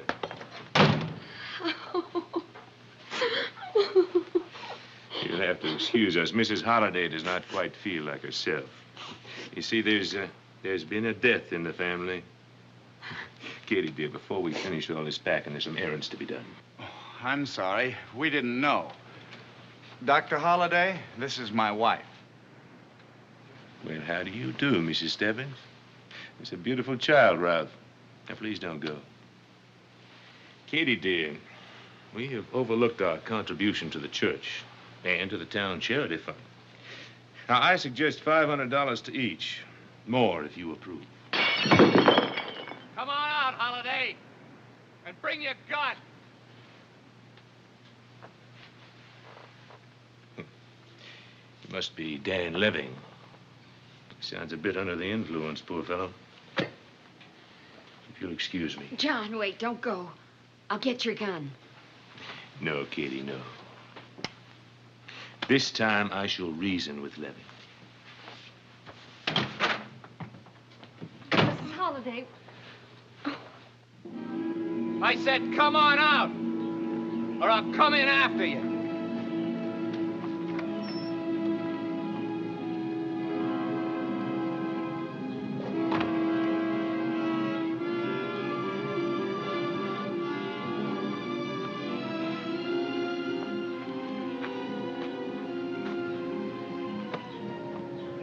Mr. Leving, why do you insist on dying? You're the one who'll do that. Now draw.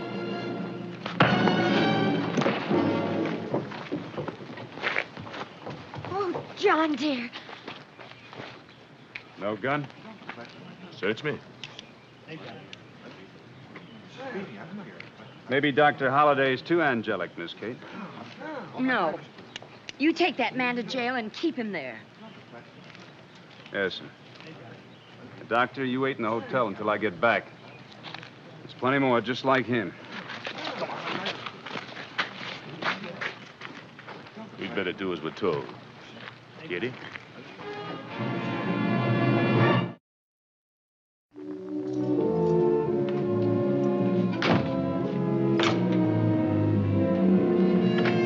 Wyatt. Not now, gentlemen. I've got to go see Doc. Doc, is it? Now, hold on, Dan Wyatt. Leving's friends want him released. What, for shooting at an unarmed man? Doc Holliday unarmed? I don't believe it. Nobody in this town will believe it. Doc always packs a gun. You know that, Wyatt. Not today, gentlemen.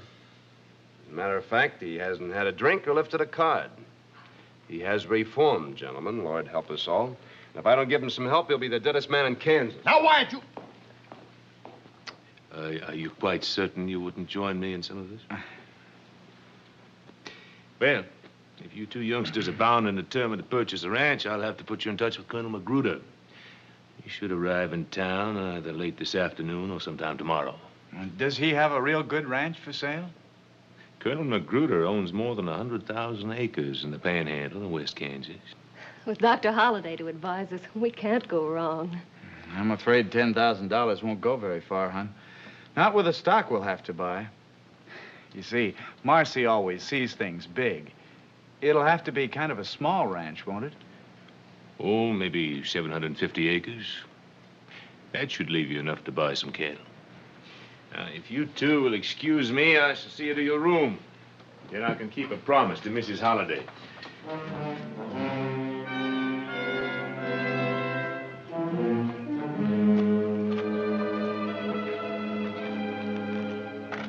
Hello, Wyatt.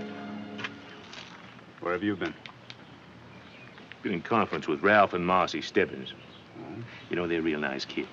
Where do you think you're going?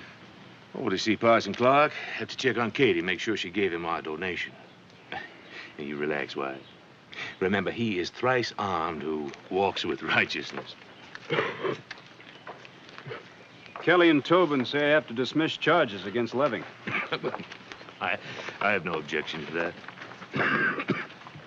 Hey, You look a little shaky. How do you feel? I'm thirsty, Deacon. You know, I'm dying on my feet, but Katie just can't see it. You get behind me. Are you addressing the devil or me, sir? 10 paces, Doc, and don't argue.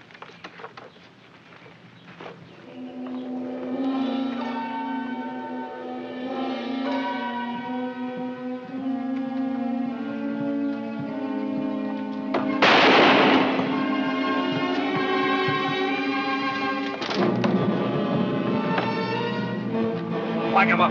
Take these with you. It's no good, Doc. You're gonna have to stay off the street. Nonsense. You stay off the street. Well, here. And use this. No. No, thank you, Wyatt. I'm going to teach Katie a lesson, even if she's a widow before she learns it. When you head straight for the parsonage, and I'll cover you. Go on. Here he comes.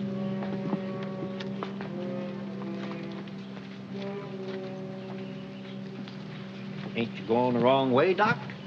Boot Hill's that way. They're digging you a grave. Now, perhaps you've heard that I gave up carrying a gun. Oh, you're healed, eh, Doc? Why don't you reach for yours and find out? He's bluffing. Won't make no difference anyway. Oh, now, it'll make a difference, all right.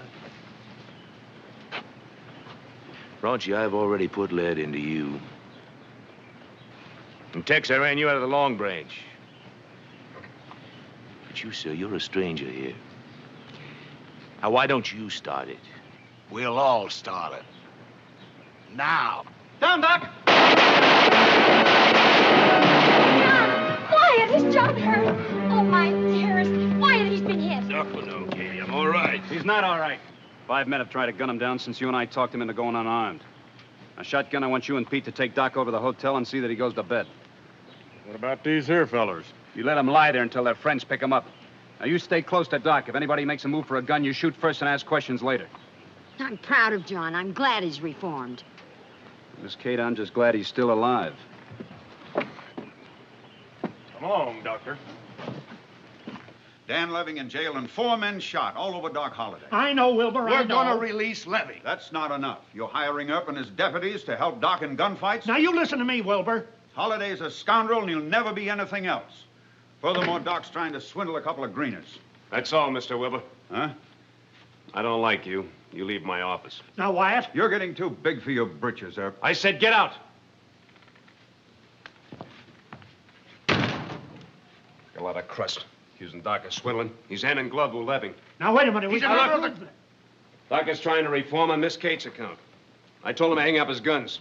Now, you expect me to stand by and watch him cut down like a horse with a broken leg? Now, listen to me, Wyatt. Jim. You hold your temper.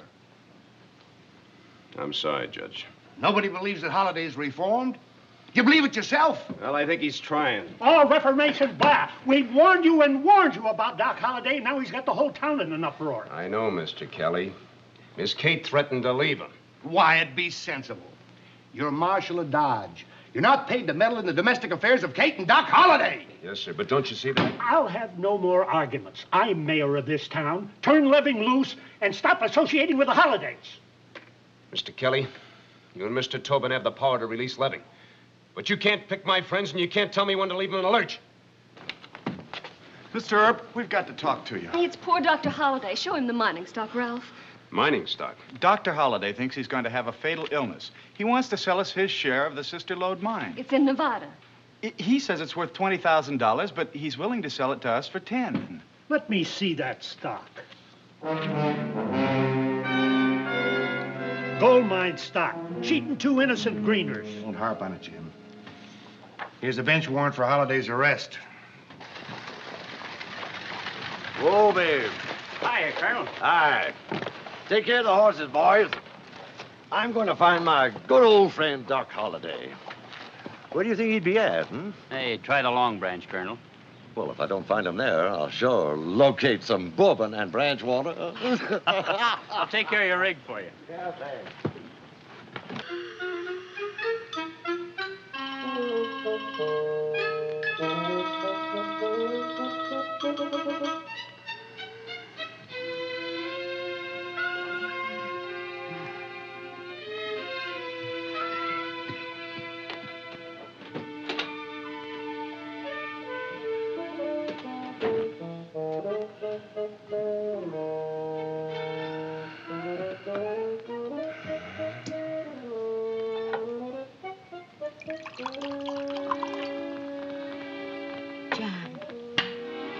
John, dear, it's a drink. A drink? Did you say Here, John. a drink? I was wrong. You're hard to take with it or without it.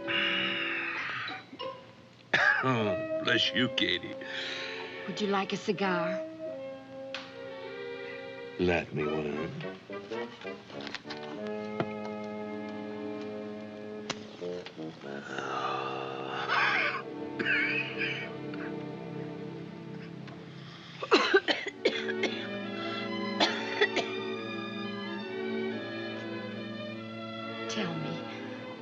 Tell me you feel better. Now, I'm improving, Katie. Yes, I'm improving. You do look better. You know, as a medical treatment, I would not recommend this to my worst enemy, much less anyone else in the world. It's terrible stuff. But for me, it works, Katie. Yes, I'm going to withdraw my original prognosis. I am not going to die. Oh, John. You dear, wicked man. Yeah, now, Kitty. That's enough of that. You better go see who's knocking on our door. It's Wyatt, Miss Kate. Wyatt, you come in here.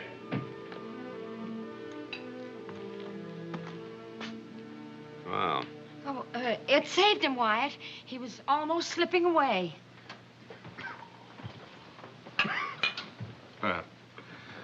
You look a bit weary, Deacon. I persuade you to join me? Doc, those kids brought that stock to me for my advice. Sister load mine stock. That's a real... What's the trouble? Judge Tobin and Mayor Kelly were there. Judge issued a bench warrant. Idiots. Wyatt, that sister load stock is worth more than twice what I'm asking those kids. That's the truth, Wyatt. Well... Doc, you slippery rascal, you. Magruder. Are you sick or something? Magruder, do you know Marshal Wyatt up? A Yankee, but any friend of yours is a friend of mine. Howdy, Colonel. Oh, pardon me, Miss Katie, man. There's no time to be polite, Magruder. Why? What do you know about the sister load mine? Sister load? Why, you got any stock for sale? No. I wish you'd go along with Marshal Earp and tell that idiot Tobin just how much 50 shares would be worth. 50 shares? Well, that'd be worth 25,000 at least. I'm sorry, Doc. The Colonel and I'll get this thing straightened out. Good. You send those two kids to me. Yes, sir. I'll see you in about 10 minutes, Doc. Miss Katie, ma'am. Well, now, that's the height of something. What is it now, John? Levin and Wilbur. They won't give up. They just ducked into the areaway. You mean the man who tried to kill you? Yeah. I was wrong about that, too. Let me think. Where did I hide your gun? Oh, I know.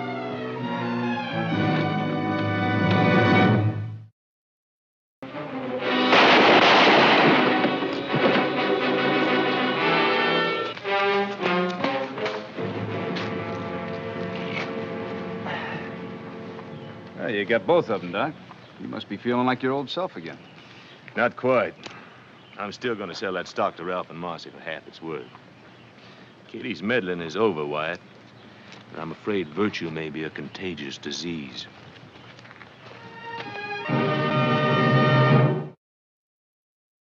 Well, he cleaned up the country, the old Wild West country. He made law and order prevail.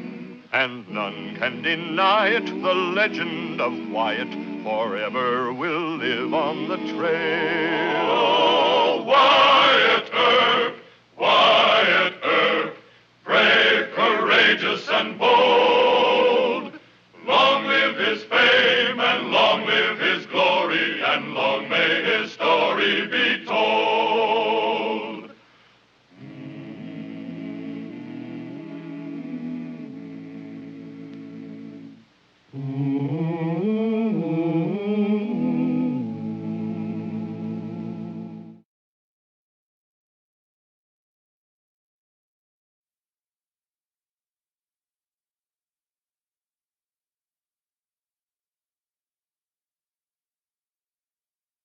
Wyatt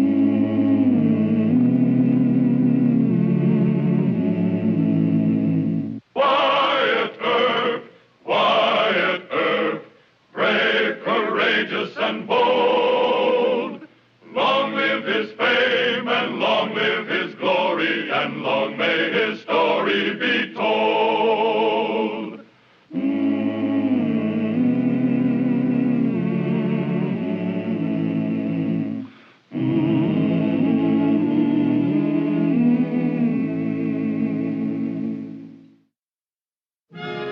There was a saying in the West.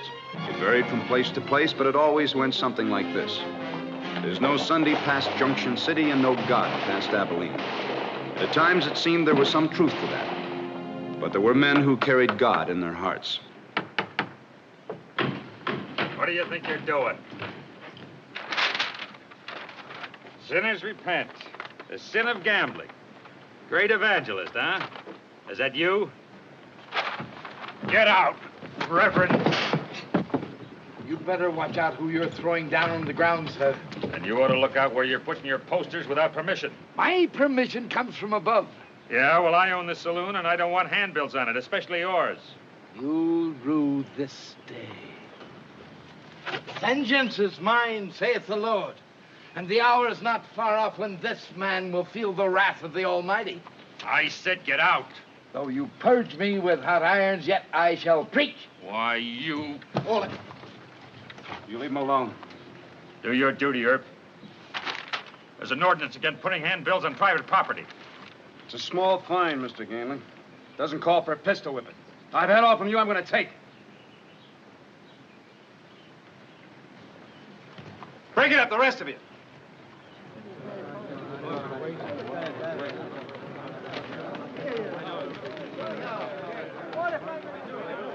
Reverend Oliver Tittle. Is that you? Dodge City is just like I've always heard. Full of vice and corruption. Even your ordinances are against men trying to preach the word. No, sir.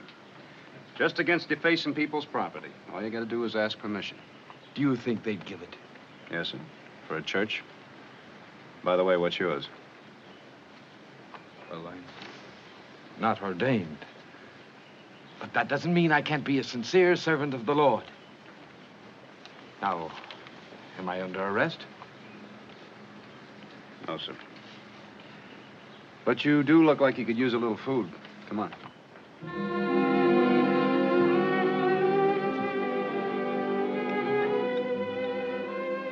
You haven't even gotten all the trail dust off of you. And already you pick a fight with the meanest man in town. I'm not afraid, sir. The Lord will protect me. He is my shepherd and my staff. He comforteth me. Yes, sir, I know. I also believe that. But does it promise you help against guns and bullets? Against all evil, sir. What are you selling, Mr. Tittle? What? I asked you what you were selling. I'm selling redemption, sir. And how much do your customers have to pay for it?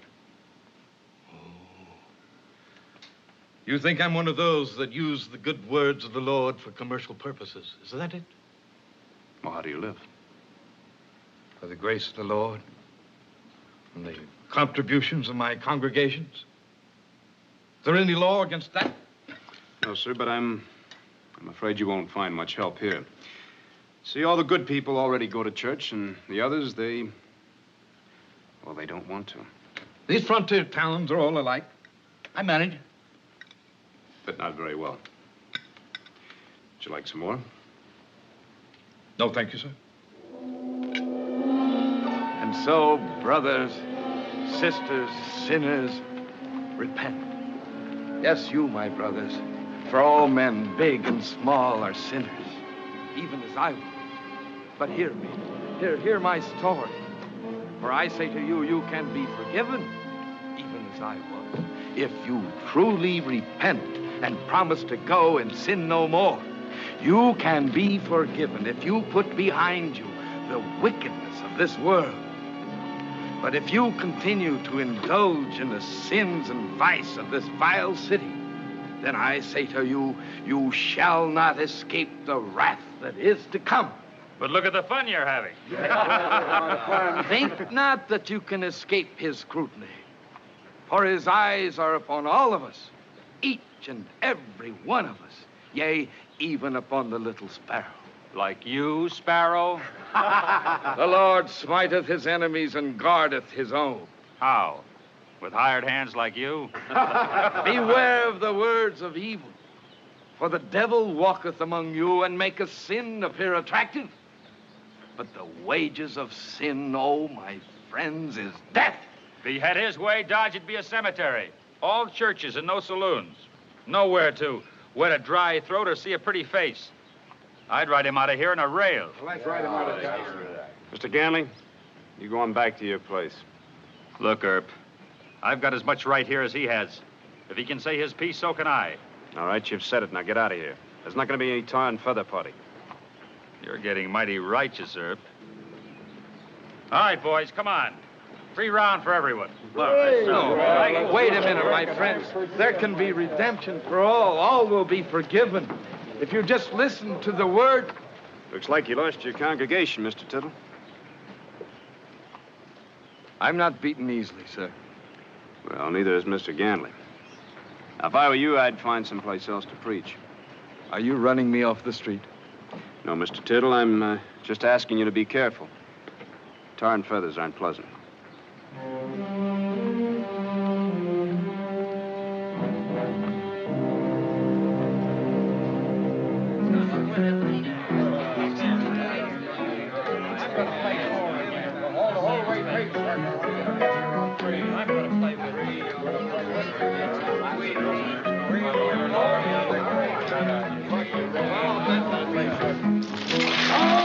Generation of vipers, let me warn you of the wrath that is to come.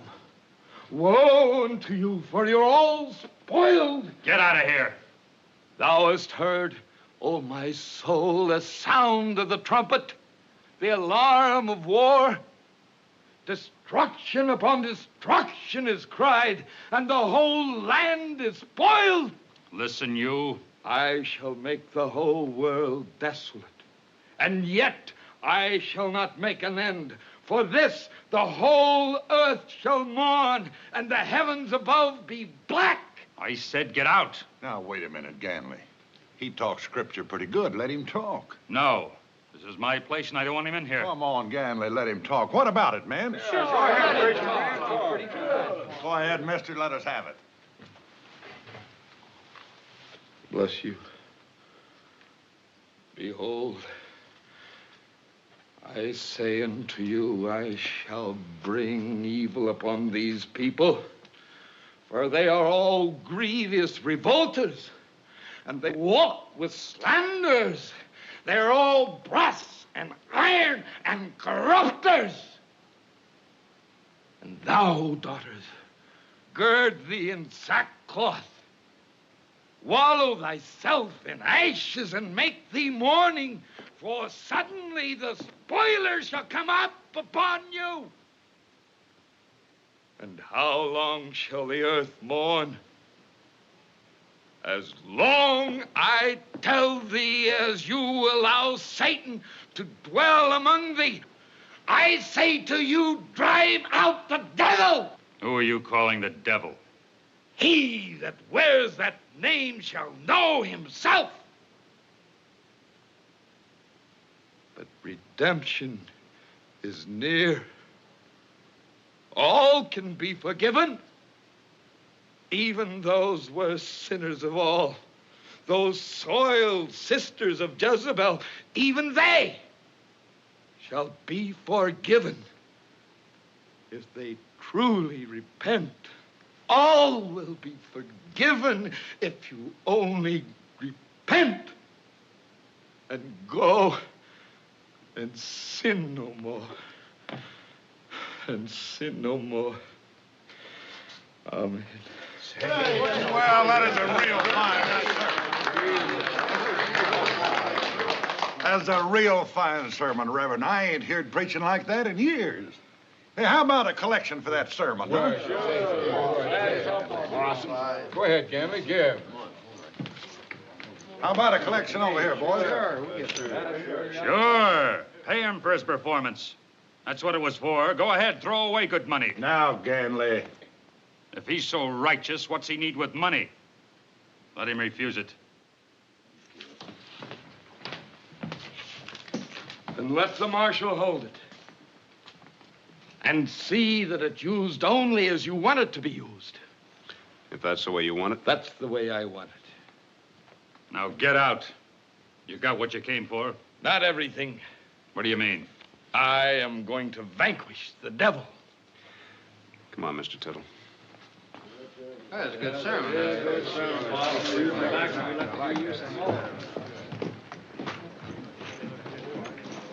You're brave, but I hope you're not too brave.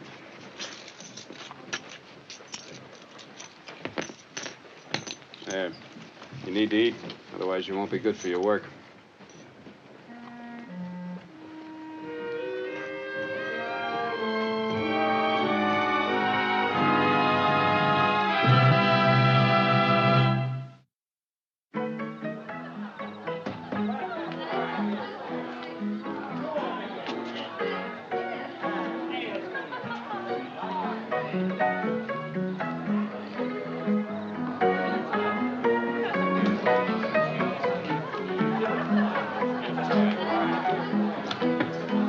Well, howdy, Reverend. You come to preach another sermon? Or maybe you was figuring to set in on this little game. Is that money burning a hole in your pocket? Go on, sit down. Go ahead. Nothing ventured, nothing gained. You might multiply the little stake and make more money for the church. Go on.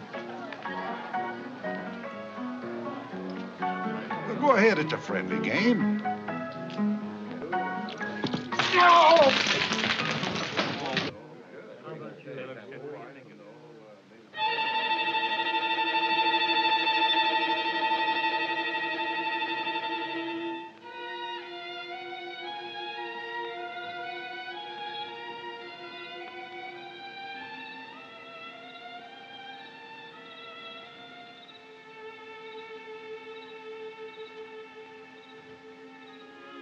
Father,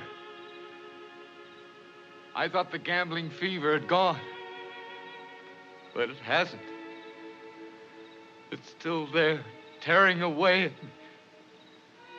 Always. Everywhere I go, he's there before me. The tempter, the devil. I try to fight him, Lord. I try to do battle for you. But I'm weak. Tell me what I'm to do. Give me a sign.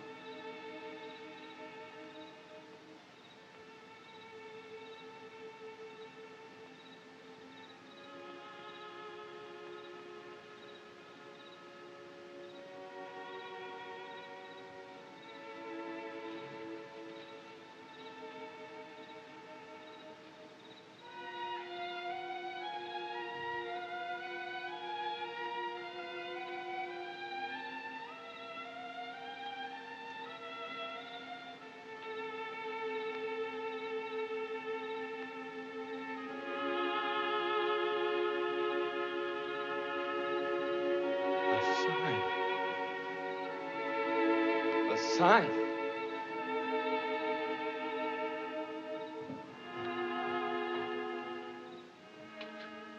Marshal, that money is going to build another fine church for the Lord, right here in Dodge. Well, we can certainly use a new church. But it's going to have to be quite a return on your investment, and I don't know any investments that are that good. Legal ones, anyway. It's legal. Maybe it's sort of a miracle, like the loaves and the fishes. You might say something like that. Mr. Tittle. Marshal, I was told to do this. How do you know? I received a sign. This is for the Lord's use. Well, I guess I'll have to take your word for it.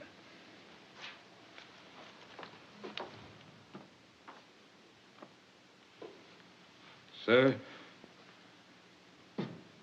you might not think that a church should be built this way. But I know my sign is right.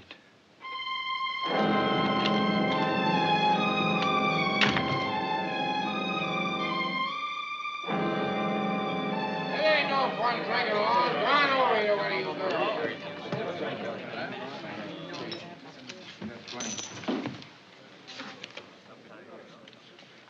You.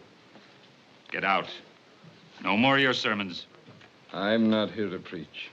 Then what? To play.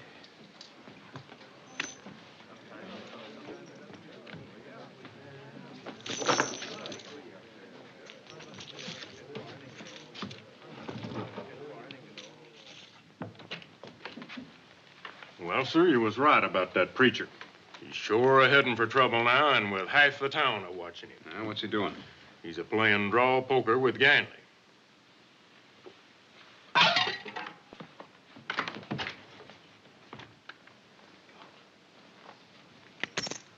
Call. 3 ladies. Aces and tens full.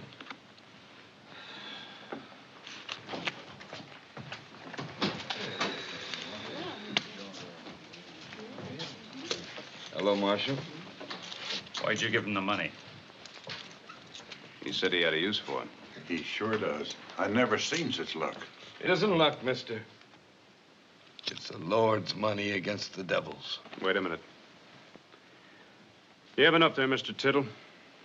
You've performed your miracle. Now, why don't you quit? Oh, no. He's got too much of my money. Deal him. He can quit if he wants to. Is that your scheme, Herb, to wipe me out? I'm in this by myself. I'll be told when to quit. No doubt. And then I'm going to run you out of town. Why? Because I don't want a phony preacher here. Well, Marshal, his preaching ain't phony. It's real good. That's your money he's using to gamble. Well, we got our worth of it, didn't we, man? Don't you trust me, Marshal? I don't think you're a real preacher, Mr. Tittle. I think that's just a front and that you're really a gambler. You're right. Your Marshal is right, friends. I'm a gambler. Been one all my life. Up until a year ago, and that's true. But I'm a preacher, too, and that's true. I tried for a long time to get rid of the bad, Marshal. But it kept coming back time after time after time until I lost my home, my family, my wife, my self-respect. And then a year ago, I turned to heaven for help. And I was cleansed. And ever since then, I've been wandering and preaching. Running away, hmm? Maybe. But I haven't gambled since. Until today? I was told to do this, Marshal. It's for his inscrutable purpose. This time it isn't sin. I won't lose. I can't lose. Well, Mr. Ganley, you can't beat that. Deal him.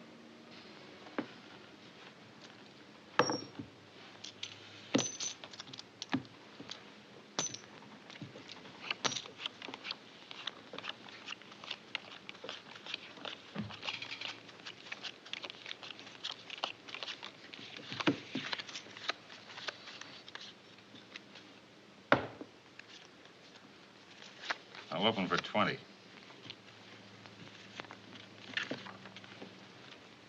And 50 more.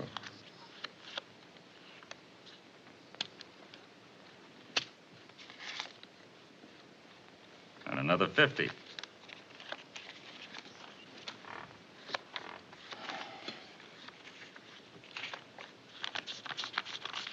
And 50 more.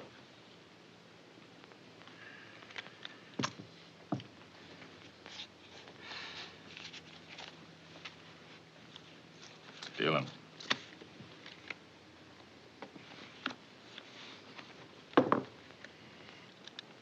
Three.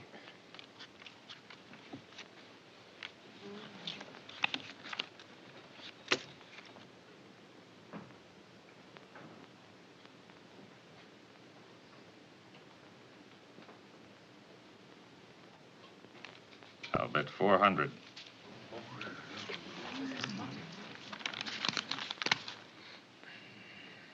And 500 more.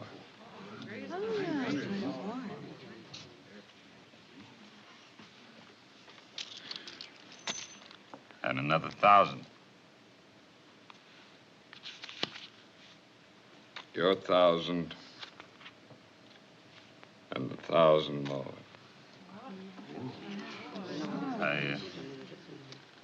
I haven't got that much. You can put in your IOU for the saloon.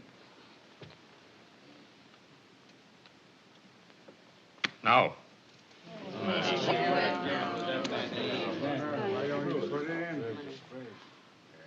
Wow. Reverend, what'd you have? I'll bet he bluffed you out, Ganley.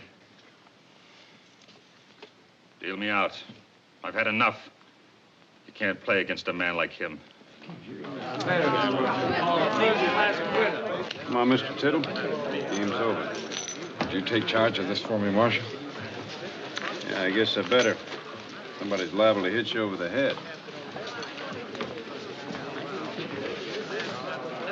Nice you in, Mr. Tittle. Where are you staying? Rooming house down on Bridge Street. No. You better head straight there. I'll take this over to the office. It's too bad. Another couple of hands and I'd have run him out of town for you, Marshal. Maybe. I don't think Mr. Ganley's going to take this lying down. I'm not afraid. Maybe you should be.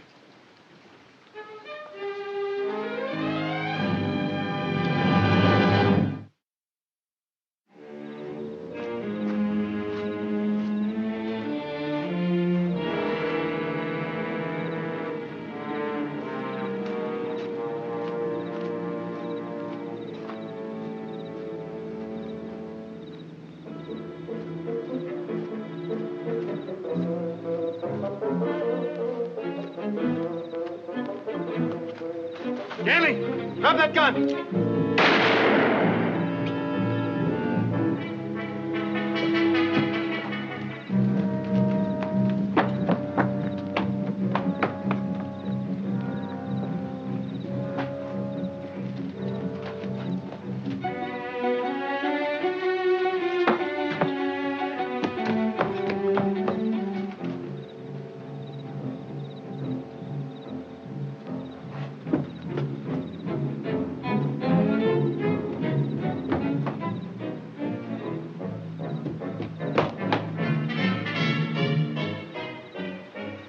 Look out, Marshal!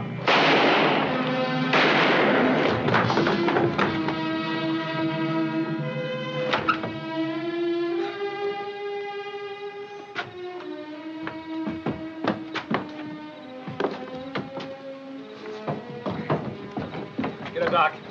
Hurt bad, Marshal? You all right, Wyatt? Yeah. Go take care of Ganley and then throw him in jail. Where's the preacher? The money. Give it to the churches. They do the Lord's work. Marshal, thank you. You fed me when I was hungry.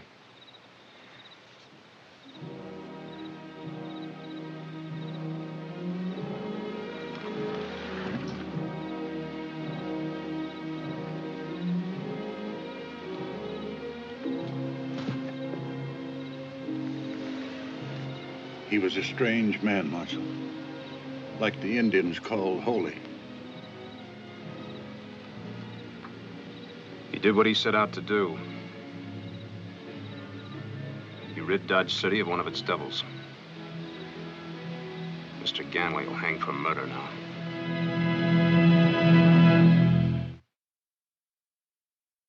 Well, he cleaned up the country, the old Wild West country. He made law and order prevail. And none can deny it, the legend of Wyatt forever will live on the trail. Oh, Wyatt Earp, brave, courageous, and bold. Long live his fame and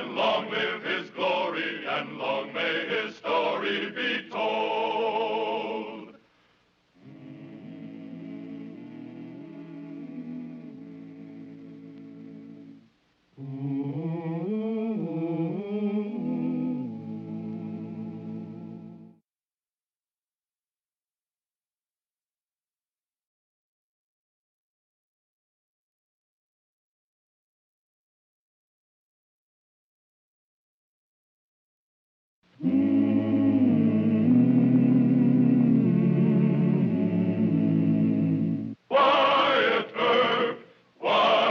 Earp, brave, courageous, and bold. Long live his fame, and long live his glory, and long may his story be told.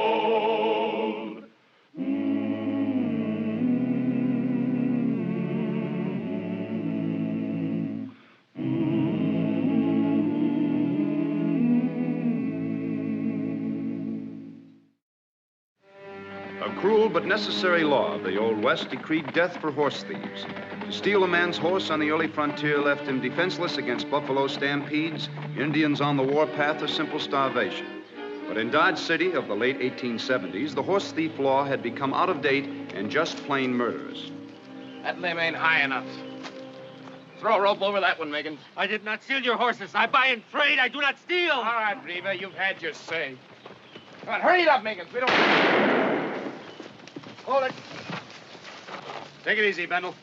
All right, pretty boy, cut him loose. Cover me, Doc. Move over there. What's your name, mister? Joe Riva. I have a horse camp at the Forks. You can't turn him loose, Earp. Horse stealing calls for hanging. We're just trying to save Kansas the cost of a trial. Well, now, that's real good of you, Pete. Kansas should make you an honorary colonel. Wyatt, I know Mr. Riva. As a horse trader, he's a saint. Doc Holliday, my friend. We got the evidence and the witnesses. You still aim to turn him loose? No, but he's going to get a fair trial. That suits us. But no funny business, Earp. RW's moving right into Dodge. We'll be watching. Yeah, you do that.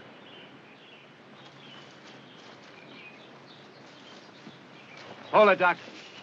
The law's on their side. It's time for the law to be changed. Mr. Riva, you go along with Marshal Earp. I'll tell your daughter what happened. Doc, you know she's hot-tempered. Tell her to trust Mr. Earp, please. I'll take care of it. How much for his bond? Mr. Riva'd be safer in jail with the Bar W in town. I'm going to talk to Judge Tobin, tell him what I think. Fair trial, no hanging, I promise. Deacon, he won't even need a trial. Lucky for me, Doc's a friend. Lucky. You know, Mr. Riva, it's been my experience that Doc can get his friends into so much trouble that sometimes they wish they'd never been born. I just hope for your sake that this isn't one of Doc's bad days. Come on, get up here. I tell you, he must be somewhere. 3 hours now and Papa does not return. The Bar W's have taken him. We will find Riva. We'll find him. Well, then why do we wait here? You are men, you have guns. I will ride with you to help Papa. Helen, your papa does not want fighting. Still, if he's in trouble, we'll ride, Helen. With guns? Yes, with guns. Well, then let's go. Yeah. Hold on, everybody. Senorita Riva, you remember me? It is truly the Dr. Holliday. How fortunate you are here. We think the Bar W's have taken Papa. Well, they did, Senorita. They did? But Marshal Earp arrested him to forestall a hanging party. But why would they do that to Papa? Bindle and his crowd have accused him of horse thieving. Oh, that's a lie. Papa would No, never. Papa Save wouldn't it, steal Senorita. this. This is a town meeting, and nothing much gets accomplished at town meetings. Besides, I'm a mite thirsty, and I'd like to rest a bit in the shade. Of course. Bring a drink for the Dr. Holliday. But why must we steal 20 horses? So you can sell them to me. It's against the law. It's the very thing they accuse Papa of. You want us all in jail? No, Senorita, but I want your papa out of jail. This plan will work. This plan is our only chance. Now, you have your men steal the horses and take them to the auction stable in Dodge. I'll handle the rest. Well, very well. My Papa trusts you. I will trust you. I will give the men their orders, and then we ride into town. I must see Papa. One other thing, I wouldn't mention these horses to Marshal Earp or Papa.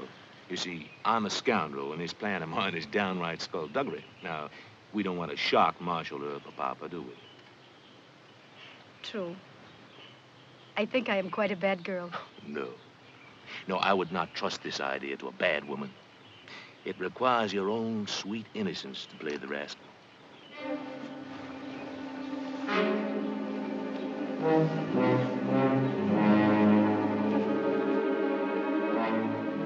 They're the John Henrys, right on the line, Judge. Formal complaint of horse stealing. I know, Mr. Bendel. My boss wants a quick trial. Tomorrow. That's fair enough. I still say you could have saved everybody a lot of trouble, Earp. Mister, you better have an airtight case. I'm going to arrest you for attempted murder. Don't you worry none. We'll have the case.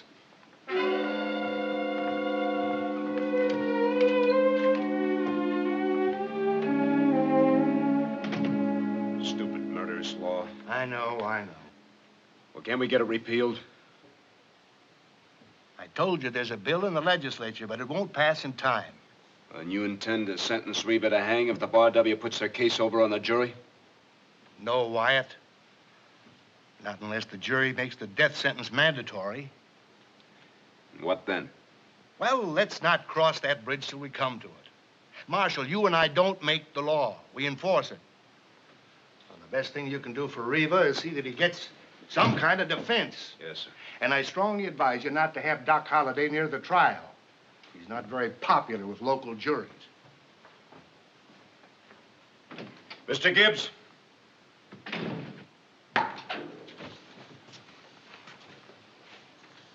You got anything more on Reva? No, just what he told you. Buys and sells horses all along the Texas Trail. Some of them's branded, some of them ain't. How's he gonna tell whether a horse with no brand on him's been stolen or not?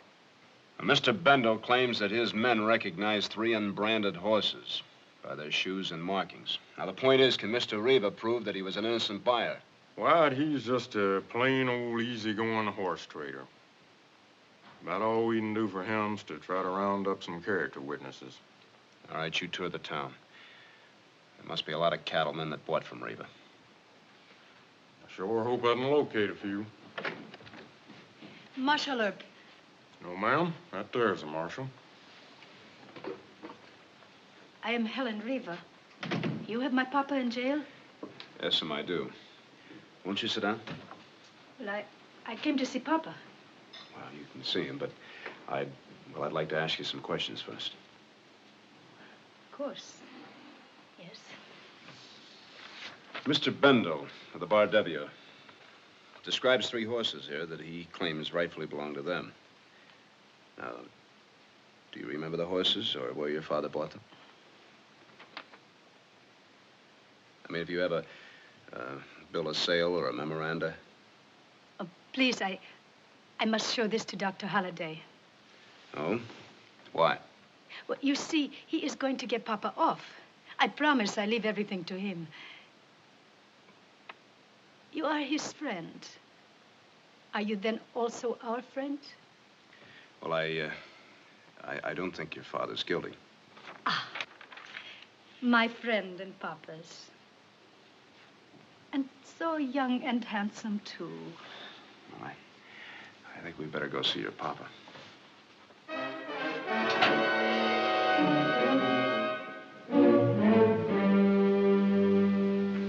Where are your horses? They will be here by sundown. 20 head of the best. Doc, I didn't know you went in for horse trading. I'm handling this to accommodate a friend. He set a bargain price on each horse. Now, mind you, Creevy, there'll be no auction. You're going to sell these animals at the set price, take or leave. Now, here's your commission. No offense, Doc, but are these stolen horses? Why don't you just count the commission? 100, 2, 3, 4. I don't know, Doc. Marshal Earps. Never mind, Creevy. There's another 100. Well, of course, I'm just selling on commission. On consignment. Now, you remember that word consignment. That lets you out clean. Consignment. That's right. Then why such a big commission? Because I want you to feel and look a mite guilty. The sale will go faster that way. I get it. You want them to think that the horses were stolen. I want you to think that too, Creevy. There should be an air of larceny about the entire sale. Horses at a bargain. The buyers knowing they should ask questions, but jumping at giveaway prices. Doc, we should do more business together. All right. Now get to the point.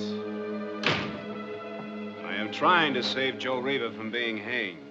Well, so am I. Yeah, I know. You talked that girl into something. Helen? She been talking? No, that's why I've come to you. Well, I can't say anything until tomorrow morning. Have you got some evidence that can help Reva? That's right. Oh, look, Doc, will you listen to me just once? I have listened to you at least 100 times. All right, then listen to me one more time. Now, don't go into court tomorrow and blow off steam. Mr. Gibbs is trying to hunt up character witnesses, and Miss Helen's out trying to find some report on the Bar W case. We can handle things. Not without me, you can't. Look, will you just listen to me? No, you listen. Tomorrow morning, I'll send for you to arrest 20 men for buying stolen horses. Now, you going to act on my say-so, or is your deacon smugness going to hold you back? I'll act on your say-so. But tell me this much, will you? Not one word. Now, you're going to get them dead to rights. The whys and wherefores are not important.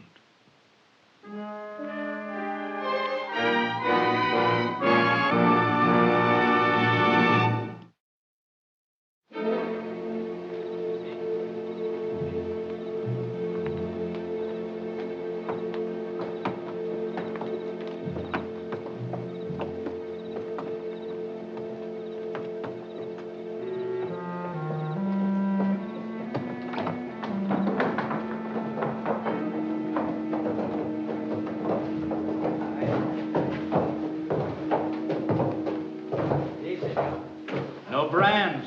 Fine-looking horses. Where'd Doc get them? Yo no hablo inglés, señor.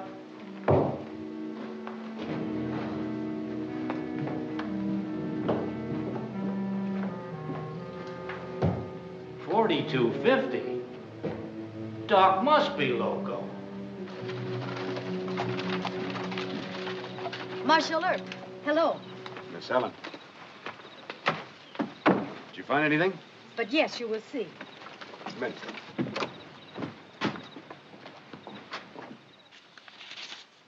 Is anything wrong? Did Dr. Holliday do this? Do what? Miss Helen, all this evidence has been forged. Now, you didn't even wait for the ink to dry. I can't believe that Doc would be this careless. Did you do this? Yes. On the advice of Dr. Holliday? Oh, no, he had nothing to do with it. Believe me. All right. Burn it. You do not put me in jail? No. But I want to ask you a question. Dr. Holliday mentioned something about the sale of stolen horses tomorrow morning. Do you know anything about that sale? Young lady, perhaps you don't know Doc very well. He is our friend. I don't say one word against him. Or tell me about the sale. I know nothing about his sale. The doctor is saving Papa. That's all I know. More than likely, he'll lead your father to the gallows. Oh, no, he promised. I believe Dr. Holliday. Well, that's that.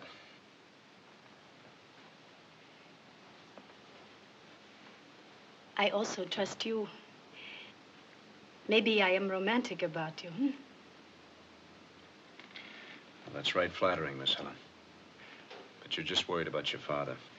Now, come on, you walk with me over to the hotel. Perhaps if Doc hasn't gummed things up too bad, we can... Thank you. It is not allowed that I walk with you. I would be compromised, you see. Papa's men are outside. I would be all right. Buenas noches. Good night, Miss Helen.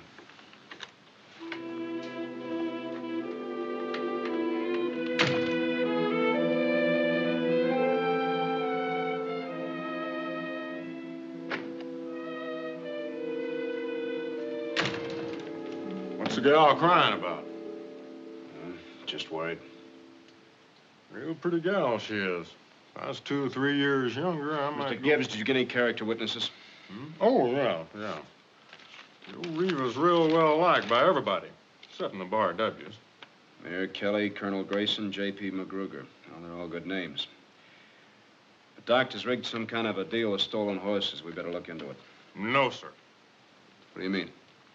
Now, Wyatt, what you don't know ain't gonna hurt you none. You just might queer Doc's play. Yeah? And his deal may go sour and hang Reva.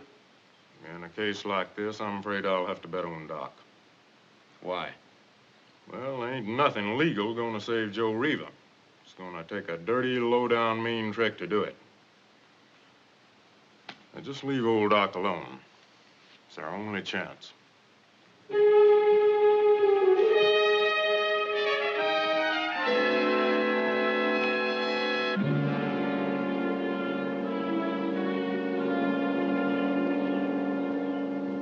All right, gentlemen, examine them carefully. Look them over. They're all good bargains. They're real bargains. And remember, it's only one to a customer. The first man that has the cash is the first man to take the horse.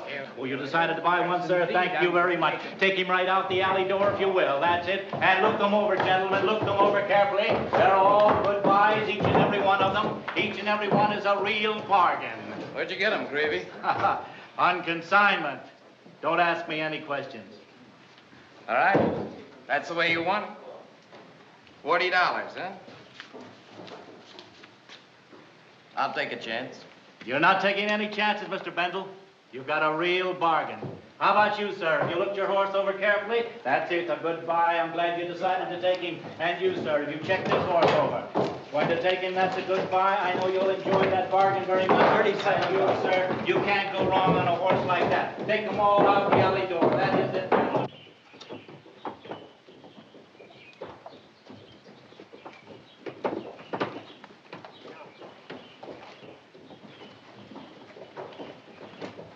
Got the other end of the alley plugged? Yeah, the front door, too. Must be quite a shock to you, Deacon, seeing so many horse buyers at 5 o'clock in the morning. But, Pete Bendel. Move in, shotgun. All them horses, boys! What is it, a frame up? Hold it.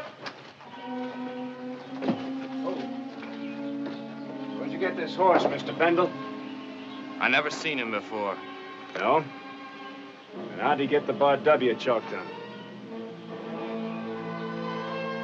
You're under arrest, Mr. Bendel. All right. Bring him through there, Dale. Let's go. Come on. Come on. Bring him on. Come on.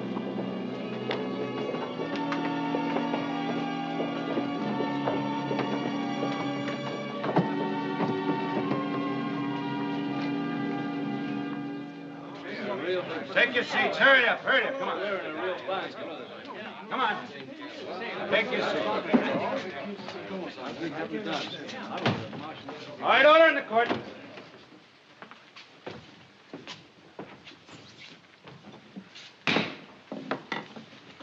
I understand that Mr. Joe Reva and 20 other men are charged with stealing horses, or with their purchase, knowing them to have been stolen. Is that correct, Marshal Earp? That's right, Your Honor. Here's Mr. Creevy's sales report listing the men who bought the horses. Mr.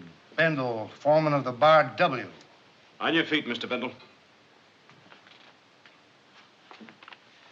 Mr. Bendel, you signed the complaint charging Mr. Joe Reva with stealing some Bar W horses. Do you come into this court with clean hands? This is a frame-up, Judge. Wyatt had planted those horses on Creevy. That will do, sir. This court sentences Mr. Joe Reva and the other defendants to 6 months in jail. What a trick is this? However, due to the fact that the penalty for horse thievery will soon be changed by the state legislature, I shall parole all the defendants from bench. Case dismissed. Clear the court, Marshal. You're still gonna hang, Reva. Court adjourned. Now go on, get out of here. Move. Marshal Earp, I want to thank you. You should thank Dr. Holliday. Yes, Papa. Our true friend. I suggest that you and Miss Helen head back for camp. And Dell will try to lynch me, you think? I think he will. But don't worry, Papa. Dr. Holliday will fight with us. Don't be foolish, Helen. We fight no one, Marshal Earp. They will take it out on my people. You go on, head back to camp. I'll consult with Dr. Holliday.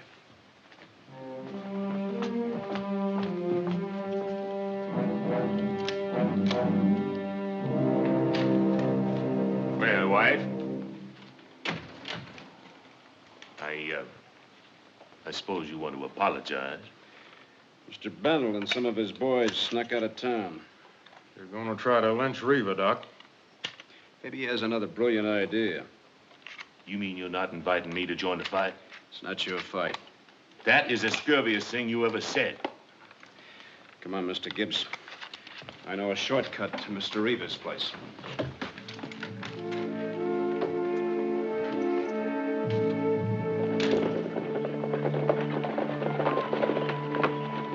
Mr. Reva, get your folks in that ravine over there. R.W. is headed this way. We fight. No, you don't. This is our business, Mr. Reva. You keep your folks out of it. Yes, that is right. We take cover in the ravine. Victor, take their horses. We'd like to turn your wagons over if you don't mind. Anything. Help Mr. Herb. Turn the wagons over. Hurry up. I get a gun and help you fight. No, you don't. No, you go with the rest of the women to the ravine. Hurry up. No. Come on, hurry up. Turn them over. Let's go. Attention.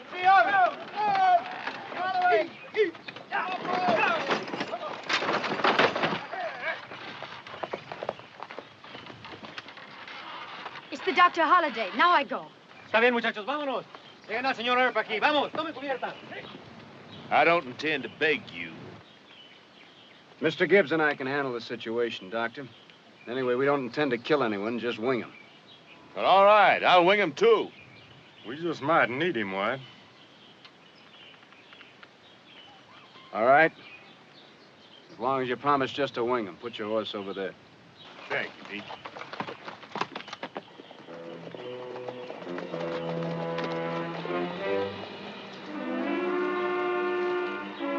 I don't like the looks of it. Horse traders don't fight. Is sand running out on you? Maybe they got Wyatt and Doc with them. We left them in town. Leave your horses here and follow me.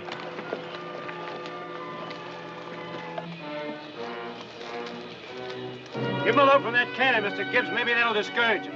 Now, Wyatt, quit spoiling the fight. Let him come close. Don't hardly seem fair to keep him out of pistol range. Fire when they do.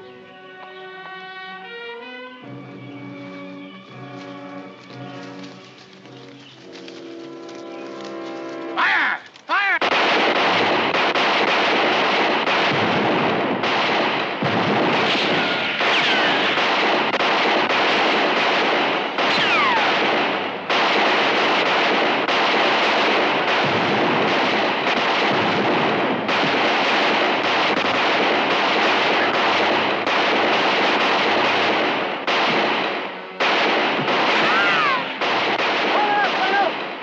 Wyatt Earp, Doc Holliday, shotgun Gibbs. Hey, I'm going to get out of here. So am I. For you yellow bellies. It's a lot less.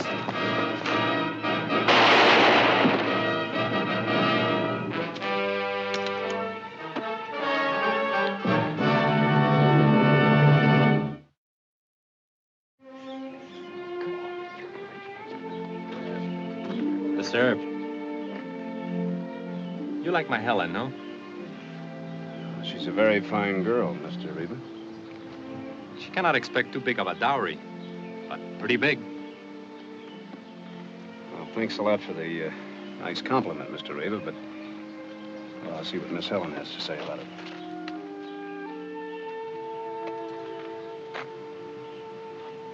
No more danger? No more excitement? You see me now just as a John Law, don't you? Papa is a foolish man. I have dear memories of you. And of the doctor and Mr. Gibbs. It is enough to have good memories of good friends. You're very sweet. Vaya con Dios.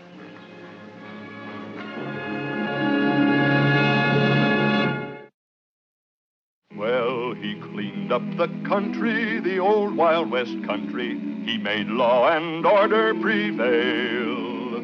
And none can deny it, the legend of Wyatt forever will live on the trail. Oh, Wyatt Earp, brave, courageous, and bold. Long live his fame, and long live his glory, and long may his story be told.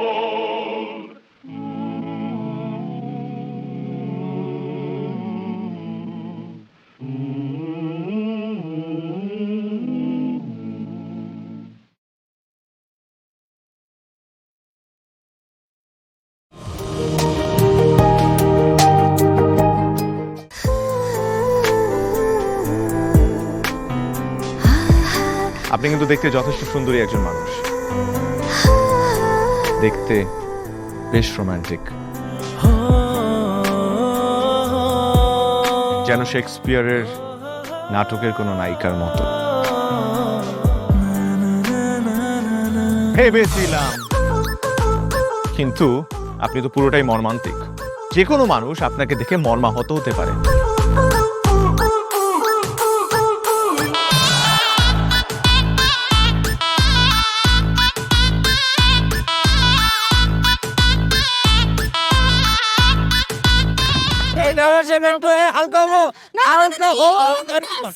এইখানে গাড়ি থামা। আমার হালকা হতে 1 মাস সময় লেগেছে। আপনার 1 মাস সময় লাগে? আমার হালকা হতে তো 1 মিনিট লাগে।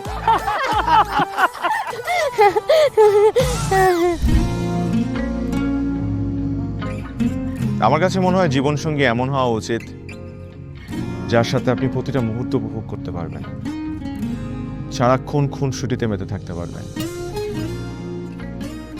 এবং তার মনে এমনভাবে বসবাস করবেন যে আপনার দিকে সে একটাবার তাকালেই বলে দিতে পারবে যে তার বেঁচে থাকার কারণই আপনি। পথে চলতে চলতে, কথা বলতে বলতে, কখন যেন হলে আমার, জানি গল্পে গল্পে মিশে অল্পে অল্পে আমিও হয়ে গেছি তোমার। ছোট ছোট ভুল ফুটে হলো ফুল যে তোমাকে পেলাম, গুটি গুটি পায়ে স্বপ্নের নাই আমি ভেসে গেলাম। আপনি কি মনে করেছেন একজন মানুষ আমার জীবন থেকে চলে গিয়েছে এবং আপনি সেই সুযোগটা কাজে লাগিয়ে আপনার ফিলিংসগুলো আমার কাছে এক্সপ্রেস করবেন আর আমি সেটা হ্যাপিলি অ্যাকসেপ্ট করে নিব? এই হচ্ছে আপনার বন্ধুত্বের নমুনা? রোদের পাখি তোর শহরে, আমার মনের স্বপ্ন ঘিরে, ওরে পাখি ওরে সারাক্ষণ, তোর শহরে বৃষ্টি হলে ভিজে আমার মন।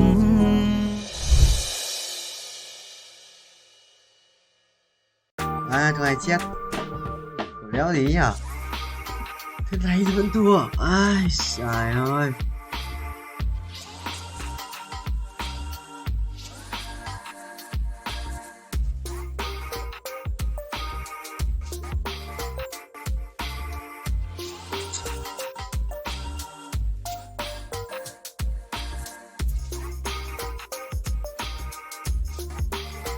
À đây.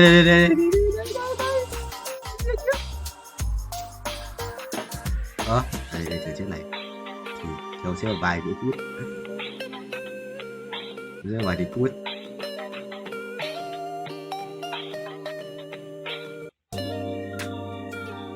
Không sao thầy ơi, phải bỏ 2 phát ngoan đi đấy, không thua mất 15 máu thôi, đánh đổi thôi, con 3 rồi, đánh đổi thôi.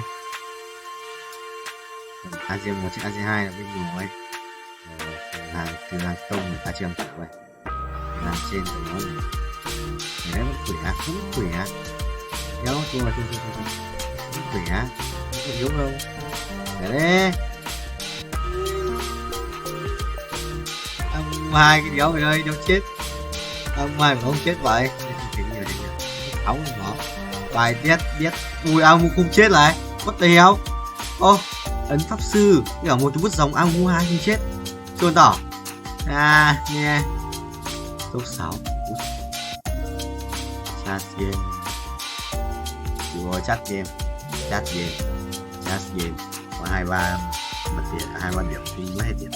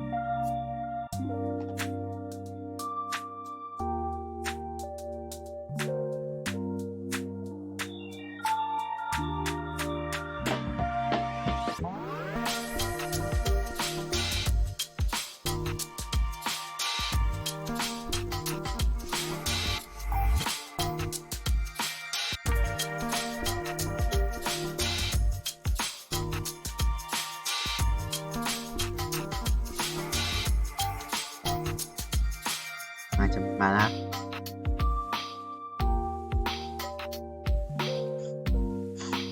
từ nên tụi tiền lên 5 sơn nhỉ. Nếu sắp 2 lần nữa mà khoảng bao nhiêu, khoảng là tầm ভালোবাসা সুন্দর, ভালোবাসাও সুন্দর। মানুষ নিজের অজান্তেই ভালোবেসে ফেলে।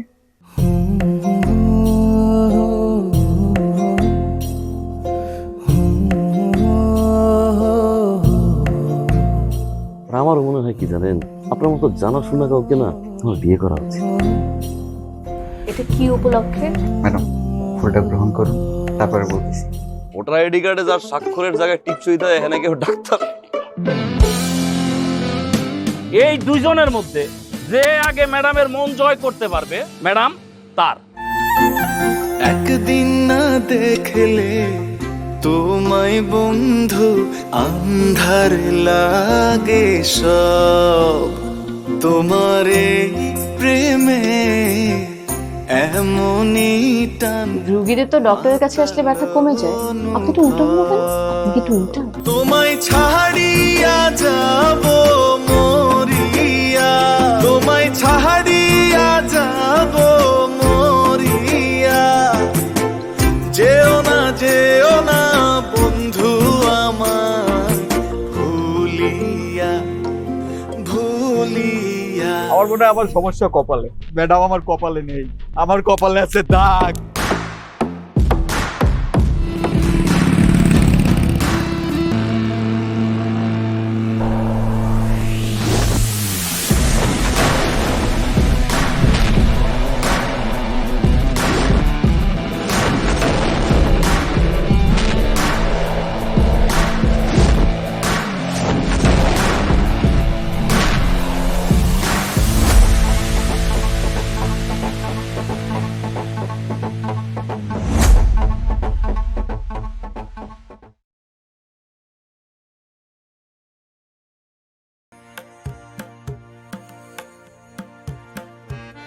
bao nhiêu? 160 thì được phải làm một lần nữa, một và 2 lần nữa.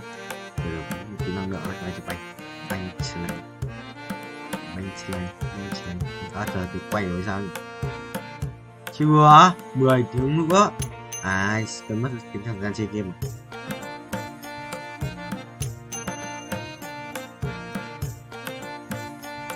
Trốn. Good. Not.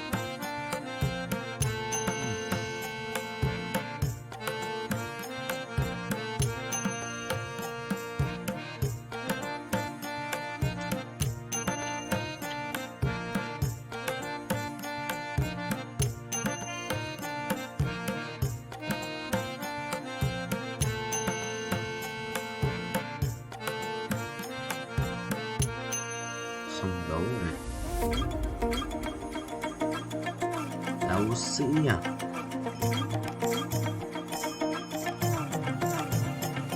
Quyền năng đi. Quyền năng biết tiếng này. Cái đồ hộ bố gái. Bao nhiêu rồi? 26 tỷ à?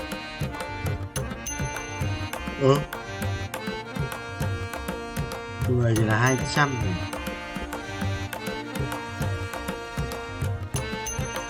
Người là 2 là 1 tỷ.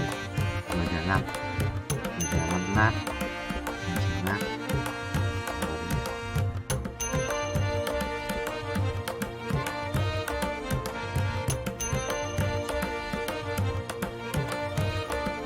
Là 1 người. Đó, 200 lát. 2 triệu một lát. 200 lát. 2, 4. Đúng rồi, 40 củ. Sôi dữ à.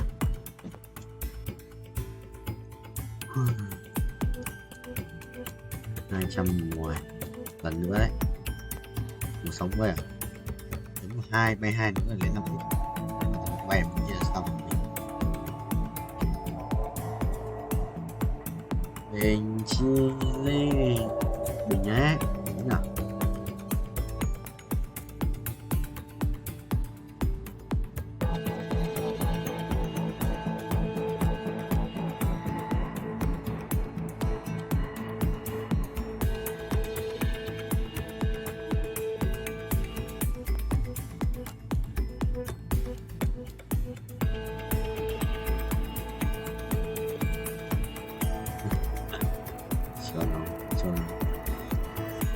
kìa, thằng ngon có biết kiếm của anh đâu. Máu, máu, hôi máu, hôi máu, hôi máu, hôi máu. তোমাকে 15 লাখ টাকাই দিতে হবে। তুমি যদি দিতে না পারো তোমার বাবাকে কল দাও। তোমার যত জমি জিরাত বাড়িতে যা যা আছে এগুলো বেচা হইলেও তোমরা আমাদের টাকা পাই পাই করে শোধ করবা।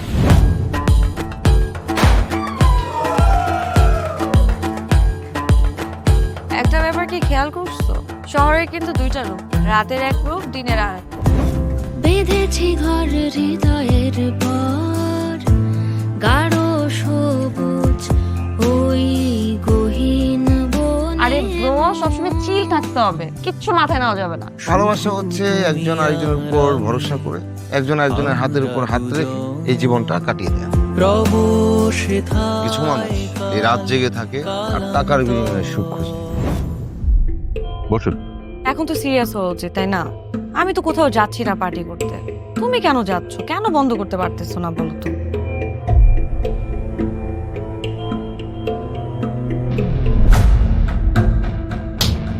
কার যে কোথায় সুখ সেটা তার প্রিয় মানুষটাও কখনো জানতে পারে। পাশাপাশি তবু যাচ্ছি বিপরীতে, কাছাকাছি তবু যাচ্ছি বহু দূরে। Hi, you look good.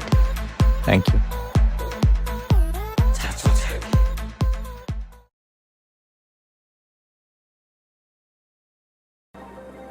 Quà sinh nhật à?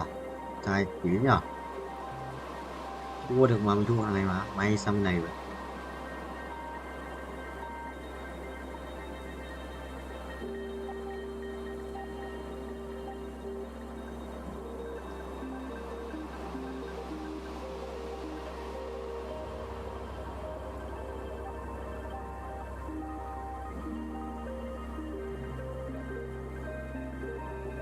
Ok, đấy, lại về đây đã tự di chuyển, đã thể di chuyển, đã thể chỉnh hai bên là xong.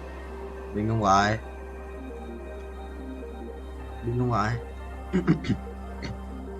Bình không thầy ơi, Bình không thầy ơi, Bình không thầy ơi, Bình không thầy ơi, ai á, chôn tao.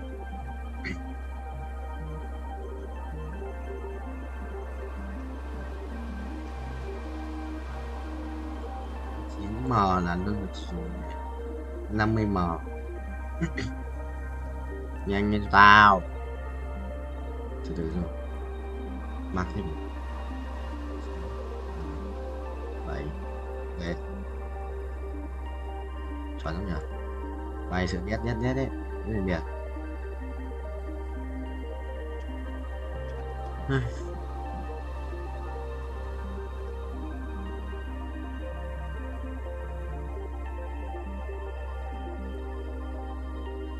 Vậy gì hay à, mảnh rất nhiều mảnh nha, rất nhiều mảnh cung luôn mà. Thôi xin cái mảnh lấy đồ chỗ ăn vậy, thêm một cái giáp máu nữa. Kiếp cái mấy cái mảnh cũng hết sạch mà. Anh lấy mảnh còn lại.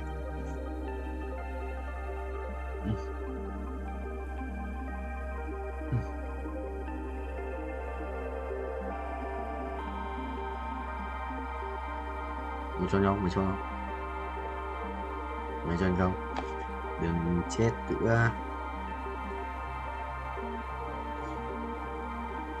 Thằng Vũ đang nằm mà Dương. Chết. Tài.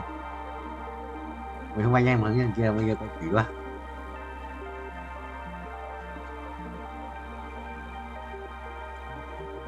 Nhiều đi quát à? Ai à? 200 lap không? 200 lap. 200 lap. 95 à? 195 lap à? Tính 200 lap đây. Wow.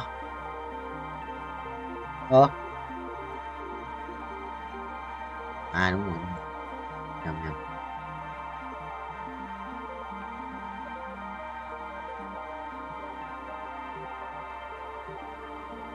Yes. 65.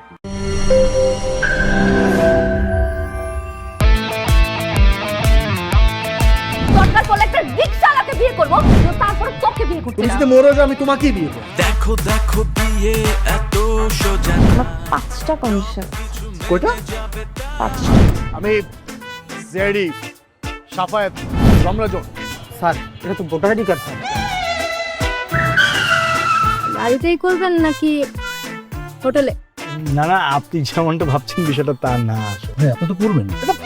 তোমাকে দিয়ে হবে না, আমি জানতাম। শুধু শুধু সময় নষ্ট করো না।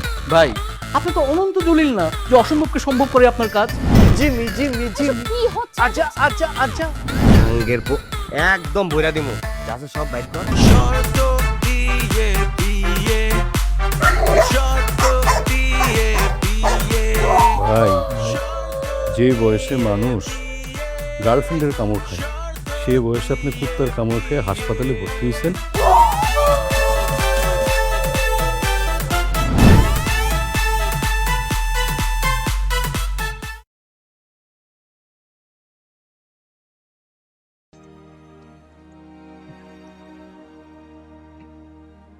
Bài nổi không thì kiểu reverse rất nhiều ấy.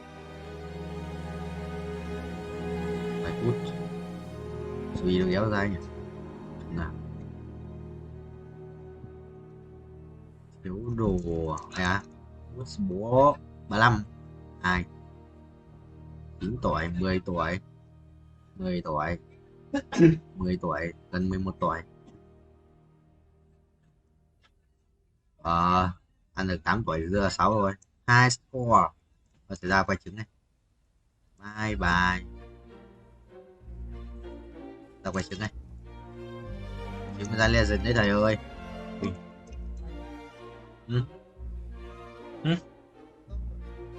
Còn tao sao nhưng mà sao ở đây? Mấy ông tao mặc cái đấy không? Tao không phải rồi. Sợ ra không ra legend này chôn búa à?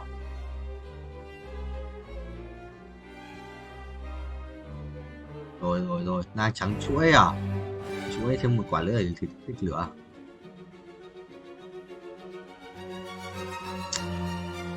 Chôn vai bíp nổi không?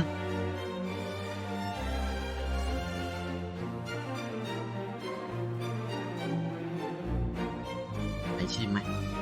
Tao cái gì đi thầy ơi? Cứ epic rồi, cứ epic với giá là mình chôn tao. À, ô. Lát không?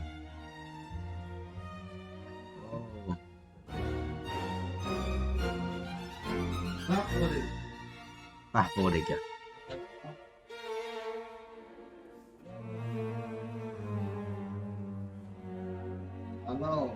Còn lấy cái đồ thủ lên.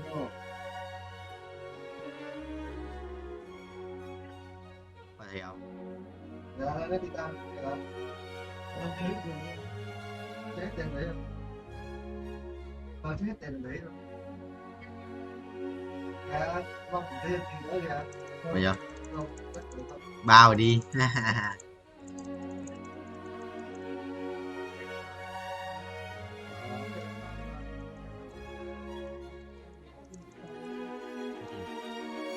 Quên không?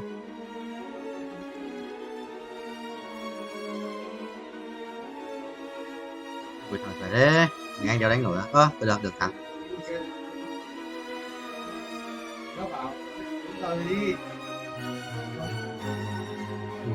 Nó tự click cái gì nhỉ? Chuồn nào đi tắt mất cái này rồi thầy gì chuồn đào.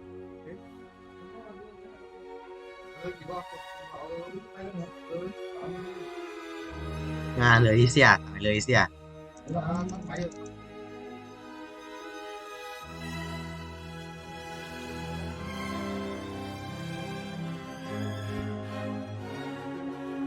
Không mất thắng à? Anh thắng em đi thắng cho 9 không? Nếu là điều vào ngày rồi là thì đây này nằm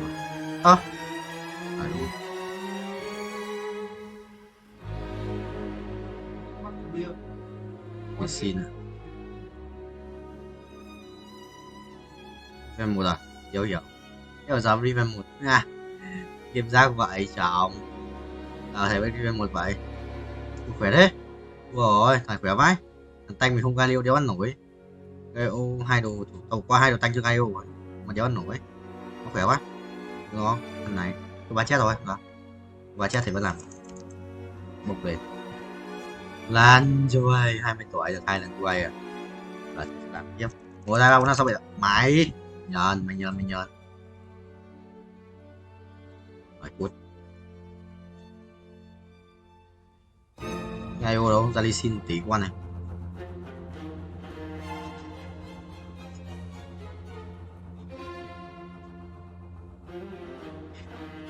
Rồi ta dồn tới đi.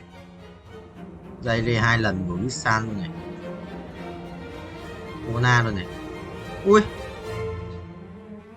Không có mà. Thằng này mới một con. Thằng không con.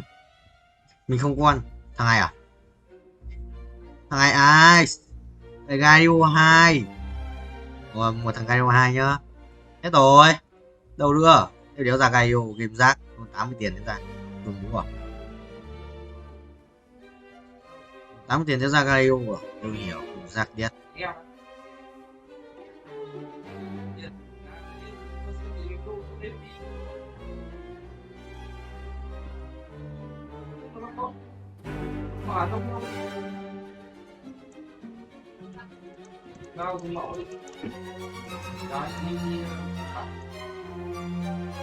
Gaio.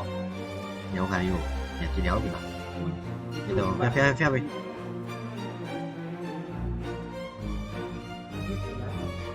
Lấy một đồ tanh. Yes, cái đâu đâu? Yes. Ngay ở chôn bố à? Thằng béo thích phất là đâu không? Nó cho chút đấy.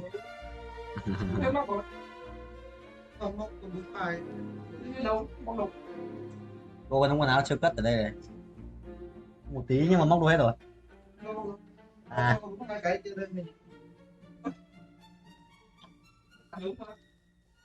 Tao trước giờ vẫn thế mà. Đúng mà. Mày ăn để mày bán không? Má. Nó đâu?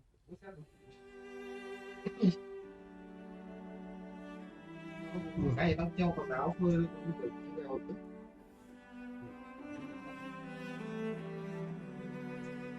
Chim chầu hoàng. Nổi không?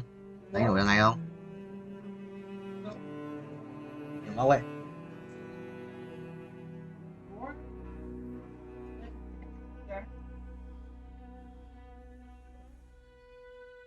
Bao nhiêu cái nữa? Gì? 2 cái á? 2 cái á? 2 cái lấy đây này, một cái áo đang treo đấy. Áo của thằng áo đang treo này. À, dấu biết mất rồi. Dấu biết chỉ gì 35 máu à? 35 máu à? Thằng kia nó sống ở chôn búa.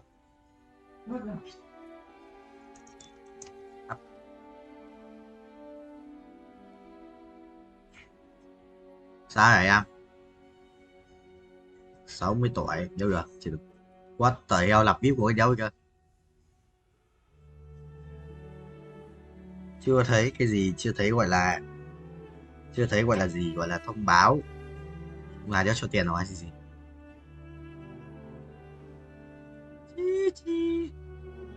Chuẩn không vậy?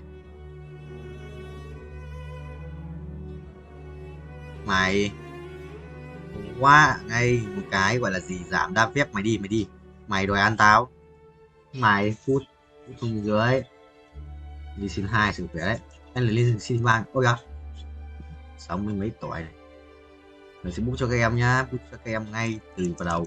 Ok, bắn hết tốc độ cho rồi gì đến thanh đỏ không? Thanh đỏ ấn lên là đều ấn được. Đều ấn được rồi, hết cơ 2 xin à? Thằng xong đấu mà không đánh xin là chị chôn nhỉ? Không đánh đi xin à? Xong đấu có 1-2 đi xin thôi, xong đều đi xin vào. Mắc rồi. What the hell? Chơi bỏ phe chơi kia bị rơi. Bây giờ qua cái. À chơi tắm xem có không?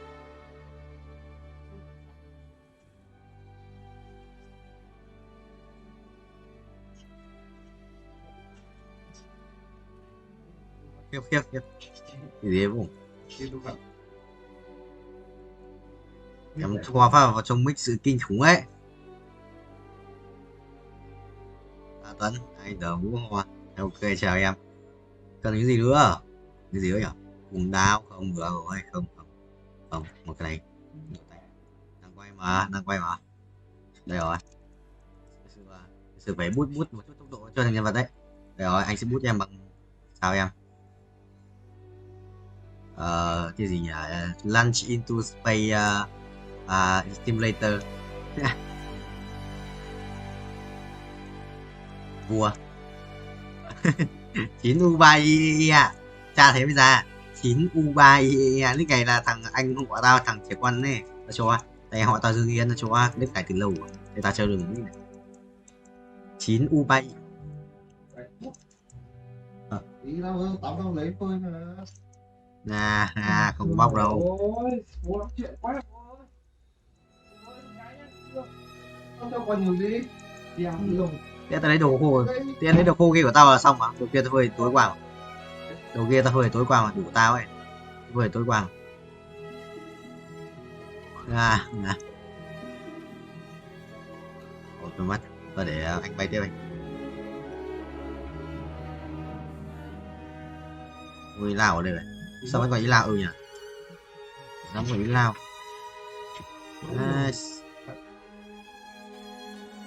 Mà rồi em ơi. Nhưng mà anh không có Galileo Vũ ơi, không có Galileo của Juliet rồi. Giờ bài anh yếu ấy. Rồi anh sẽ bút thằng này lên trên hành tinh kia cho mạnh. 100 tỷ à? 100 tỷ à?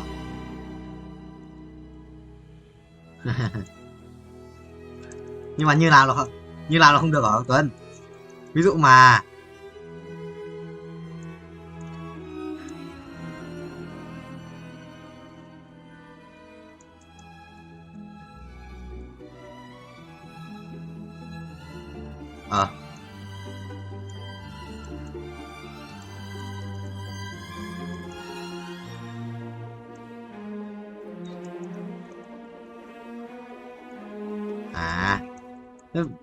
cái trò bọn ta chơi là ý là nó sẽ phóng linh vật bay lên trên cái hành tinh tiếp theo ấy, nhưng mà tao phải làm đến lúc nó đủ tiền thì thôi ấy.